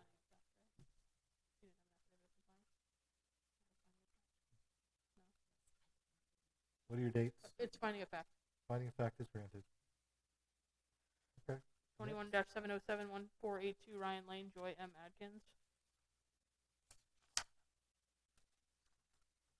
Code sections 9-1, 6190A1, 3, and 5, 1557, 12-4C, 14-4A. The description, fence replaced without a permit, driveway and sidewalk stained, grass and weeds are overgrown, garbage can in public view, disabled vehicle, not moving every 30 days. This The Mini Cooper doesn't move? Yep. This violation was observed by Ms. Foley on 8/18/21. It was sent certified mail on 8/20/21 and signed for on 8/23/21. Notice of hearing was mailed on 9/13/21 and signed for on 9/15/21. We would like to enter the following documents into evidence. Exhibit 1, notice of violation, notice of hearing. Exhibit 1, notice of violation. Exhibit 2, notice of hearing. Exhibit 3, verification of ownership. Exhibit 4, pictures. And Exhibit 5, permit information. Okay. Signed green cards equal service. On this, would you like? Compliance by 11/28 or the 12/8 fine assessment hearing or $25 a day fine. Granted. 21-711, 106 Black Olive Crescent, Anthony Lee Fatt and Paula Ramsey. The building department dump. The code section 622-105.5, the description, permit number 2724 for an AC changeout is expired. This violation was written on 8/19/21. It was sent certified mail on 8/20/21 and signed for on 8/23/21. Notice of hearing went out on 9/2/21 and signed for on 9/4/21. I would like to enter the following documents into evidence. Exhibit 1, notice of violation. Exhibit 2, notice of hearing. Exhibit 3, verification of ownership. And Exhibit 4, permit info. Okay. They signed for it, so. Again, we're asking for compliance by 11/28 or the 12/8 fine assessment hearing or $25 a day fine. You know, they started the process, got a permit, they should just call for the inspection. Next, 21-731. 21-731, 104 Wakulla Springs Way, Victor J. Irizarry. The code section 622-105.5 and 9-1. Permit expired for 20/27/60. This violation was written on 8/19/21. It was sent certified mail on 8/20/21 and signed for on 8/24/21. Notice of hearing went out on 9/2/21 and it was signed for on 9/4/21. We would like to enter the following documents into evidence. Exhibit 1, notice of violation. Exhibit 2, notice of hearing. Exhibit 3, verification of ownership. And Exhibit 4, permit information. Okay. The fence was not permitted. You have a COVID signed green card. What would you like? Compliance by 11/28 or the 12/8 fine assessment hearing or $25 a day fine. Granted. 21-0466, 223 Las Palmas Street, TAH 2017-2 Borrower LLC. Code section 622-108.4, hot water heater was changed out without a permit. I observed this violation on 6/14/21, sent out a notice of violation on 6/14/21, and posted it to the property. Mailed out a notice of hearing on 8/4/21, mailed it and emailed it. I'd like to enter the following documents into evidence. Exhibit 1, notice of violation, affidavit of service. Exhibit 2, notice of hearing, affidavit of service. Exhibit 3, verification of ownership. Exhibit 4, picture. Exhibit 5, AS400 permit information. Margaret, do you have a picture in there? I don't have a picture in here. 104 Wakulla. Oh no, I'm sorry, that is it. I'm sorry. You're good, I'm sorry. It's right there. Yeah, I don't think I have the stuff for that one. Because the last one in my pile is Victor Irizarry. You may want to give me some more docs. Here, now we get docs. Who needs the stinking docs? All right, so you have service by posting, the water heater case. All right, no water heater permit. Miscellaneous. What do you want on 20-466? Compliance by 10/28 or the 10/28? 10/28 or the 11/10 fine hearing or $25 a day fine. Grant 10/28, 11/10, 25 is granted. Thank you. 21-0498, 215 Las Palmas Street, KHL Trust and Chris Kacharoff, trustee. Code sections 1557-06190, D14-2 and 12-4C. High grass and weeds. Planted areas are not maintained. Miscellaneous items, garbage cans, and public view. I observed this violation on 6/22/21, sent out notice of violation on 6/24/21, posted it to the property, sent out notice of hearing on 9/3/21, and the owner actually came into the office on 9/7/21 and signed a notice of hearing. I'd like to enter those following documents into evidence. Exhibit 1, notice of violation, affidavit of service. Exhibit 2, notice of hearing. Exhibit 3, verification of ownership. Exhibit 4, pictures. I love that you got the fact that you made them sign the notice of hearing. Very proactive. Very nice. You also have a signed green card, so what do you like? Compliance by 10/28 or the 11/10 fine hearing or $25 a day fine. 10/28, 11/10, 25 is granted. 21-0500, 244 La Mancha Avenue, Diana Y. and Jeffrey Valentin. Like to enter the following documents into evidence, Code Sections 2657, 2318B, play structure without a permit and parking on the back lawn. I observed this violation on 6/22/21, sent out notice of violation on 6/24/21, spoke to the owner on 7/13/21, sent out notice of hearing, good question, when? In August of 21, and it was returned on 8/4/21, and I posted that to the property as well. Exhibit 1, I'd like to enter the following documents into evidence. Exhibit 1, notice of violation. Exhibit 2, notice of hearing, affidavit of service. Exhibit 3, verification of ownership. Exhibit 4, picture. Exhibit 5, AS400 permit information. And Exhibit 6, affidavit of compliance. You have service. Is this a finding of fact? Finding of fact. Granted. 21-0527 is being pulled. 21-0536, 110 La Mancha Avenue, Yang Gerlach and Hong Wang. Code Section 06190A1, 1557 and 14.2, sidewalk and driveway are stained, high grass and weeds, miscellaneous items. I observed this violation on 7/1/21, sent out notice of violation, certified mail on 7/6/21, and I spoke with the property manager on 7/21/21, sent out notice of hearing on 9/3/21, and I spoke to the property manager again in reference to the hearing on 9/9/21. I'd like to enter the following documents into evidence. Exhibit 1, notice of violation. Exhibit 2, notice of hearing. Exhibit 3, verification of ownership. Exhibit 4, pictures. Exhibit 5, affidavit of compliance. Oh, that makes it easy. Finding of fact, please. All right, so is this finding of fact on 21-536? Yes, please. Granted. After all that build-up, they fixed it. 21-0545, 161 Bob White Court, Francisco T. Renteria and Iris N. Toribio. Code Sections 14.2, 06198, 06135.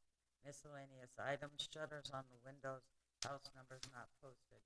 I observed this violation on 7/7/21, sent out notice of violation, certified mail on 7/7/21, and it was returned on 7/12/21.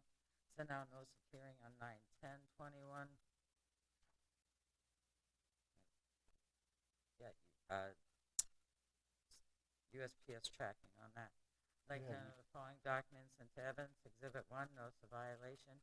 Exhibit 2, notice of hearing, USPS tracking. Exhibit 3, verification ownership. Exhibit 4, pictures. Okay. USPS tracking confirmed. First one of those today. You have service. What would you like? In this one, Code Section 06190H, which is the shutters over the windows, is a finding of fact. And the other code sections, we require compliance by 10/28 or the 11/10 fine hearing or $25 a day fine. 10/28, 11/10, 25 on 14/2 and 6/135. Finding of fact on 06190H. Thank you. 21-0547 is being pulled. 21-0579, 126 Barcelona Drive, BAF Assets 2 LLC. Code Sections 1540, vertical clearance is not met. I observed this violation on 7/15/21, sent out notice of violation, certified mail on 7/15/21. It was delivered on 7/19/21. Sent out notice of hearing on 9/3/21. It was signed for on 9/7/21. I'd like to enter those following documents into evidence. Exhibit 1, notice of violation, USPS tracking. Exhibit 2, notice of hearing. Exhibit 3, verification ownership. Exhibit 4, pictures. Wow, this thing has been flipped back and forth since like 2014 between company and company and company and company. All right, so what were you, vertical clearance? Well, there's a car in the way. You don't have to worry about vertical clearance. Yeah. But if there wasn't a car in the way, you would. So what would you like? Compliance by 10/28 or the 11/10 fine hearing or $25 a day fine. Granted. 21-0632, 101 Swan Parkway West, Allison L. and Lucas P. Moreland. Code Sections 2318B, boat parked on the back lawn. I observed this violation on 7/28/21. Sent out notice of violation, certified mail on 7/30/21. The owner spoke with Linda. I sent out notice of hearing on 9/10/21. They spoke with Linda again. I'd like to enter the following documents in the evidence. Exhibit 1, notice of violation. Exhibit 2, notice of hearing. Exhibit 3, verification of ownership. Exhibit 4, pictures. Exhibit 5, affidavit of compliance. Finding of fact? Yes, sir. Granted. I didn't get a picture of the boat. I'm sad. see the windshield of the boat over the fence. Oh, okay. Oh, okay. I see it now. Yep. Greenish tint to it. Yep, greenish. 21-0636-117J Court, TAH 2017 Borrower LLC. Code sections 12-4C, garbage can in public view. I observed this violation 7/29/21. Sent out notice of violation, certified mail on 7/30/21.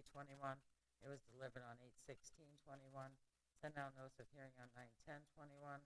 And they received it on 9/16/21.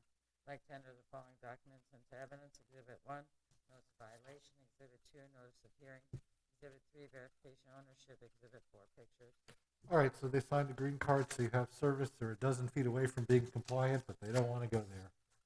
So Compliance by 10/28 or the 11/10 fine hearing or $25 a day fine. granted. Thank you.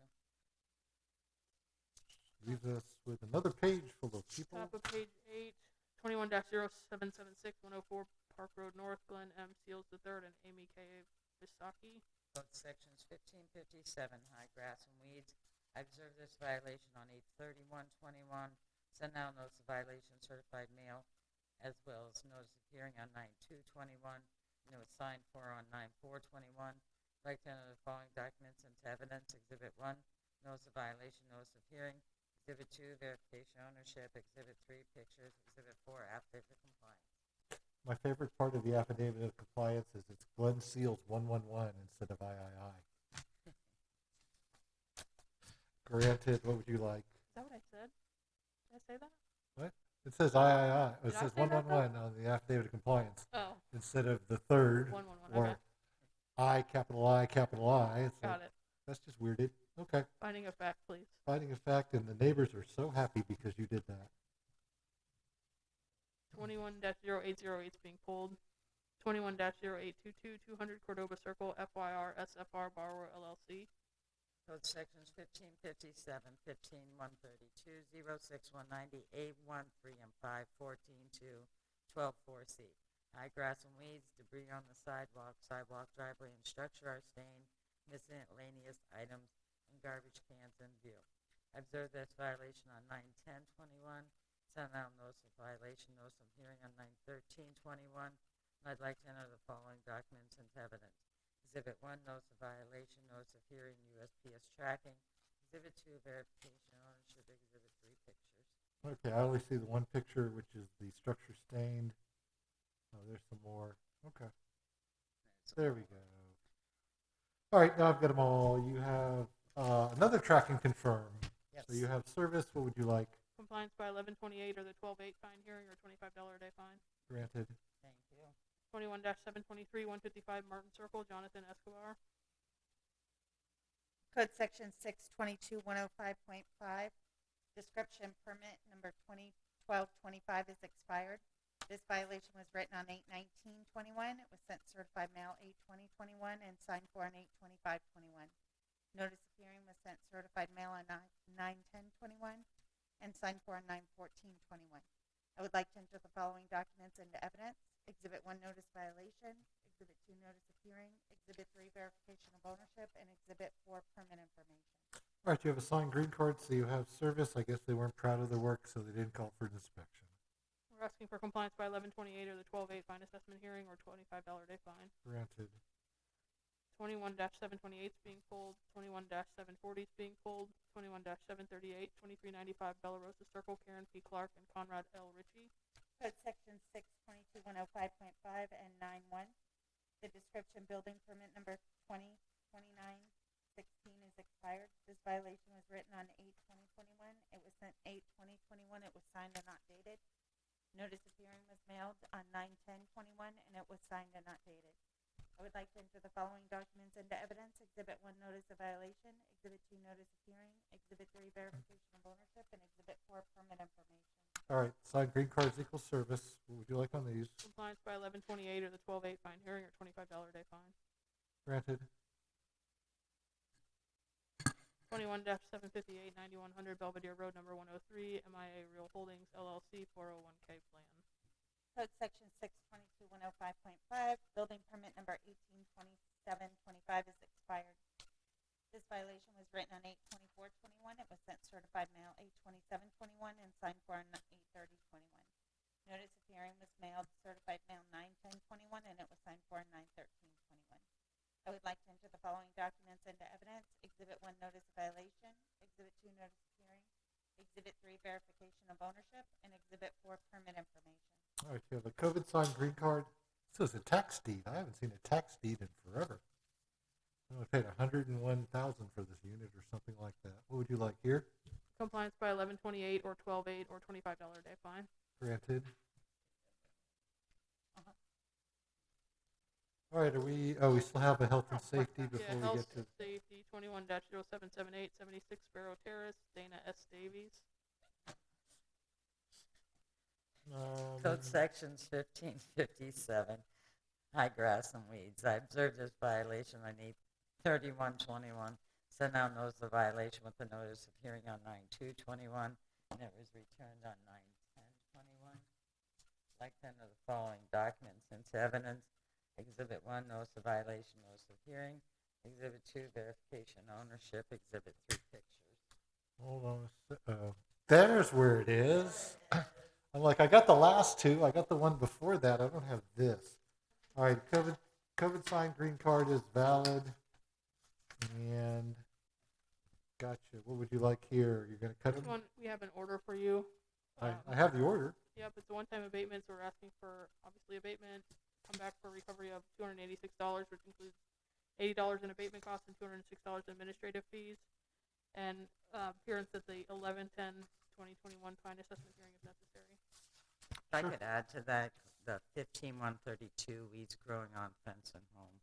I'm not sure if they can abate that or just mow. Yeah, it's together. Swale, when they Right. weed eat, whatever it does is whatever it does. Okay. 15132 doesn't actually address. Okay, but there was code was in there, so I wanted to read it. That's the swale right of way. Okay, good. Okay, back to a frequent flyer. 106 Hemingway. You have another page. Yeah, it should be a fine assessment hearing. It's 21-673 106 Hemingway Court, McCormick Residential Trust in Malou, Benoit trustee. No, I don't. Sorry? The 2-page addenda? Or Yes. Yeah. Yeah, that's up there. Did I not give you copies? No, I got those. Okay. It's Hemingway Court. God, I know that place. Never, yeah. Okay, I would like to enter the following documents into evidence. Exhibit 1, the order permitting abatement. Exhibit 2, verification of ownership. And Exhibit 3, work order. Okay. So did you abate? Do you need your $286 now? $6, yes, sir. Yes. Granted.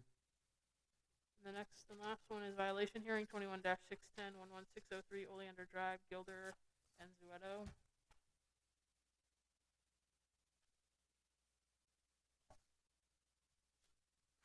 Going once, going twice. The code sections 12-4C, description garbage can and recycle bins in public view. This violation was written on 7/21/21. It was sent certified mail 7/23/21 and signed for on 8/2/21. Notice of hearing was mailed on 8/17/21 and it was returned unclaimed and posted.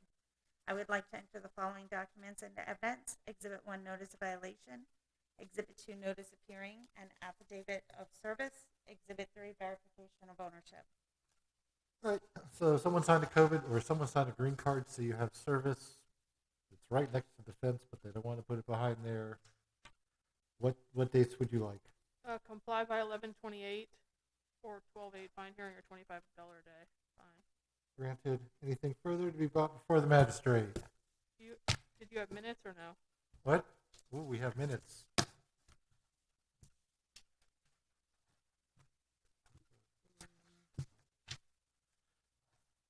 Please let the record reflect that I am signing the minutes for September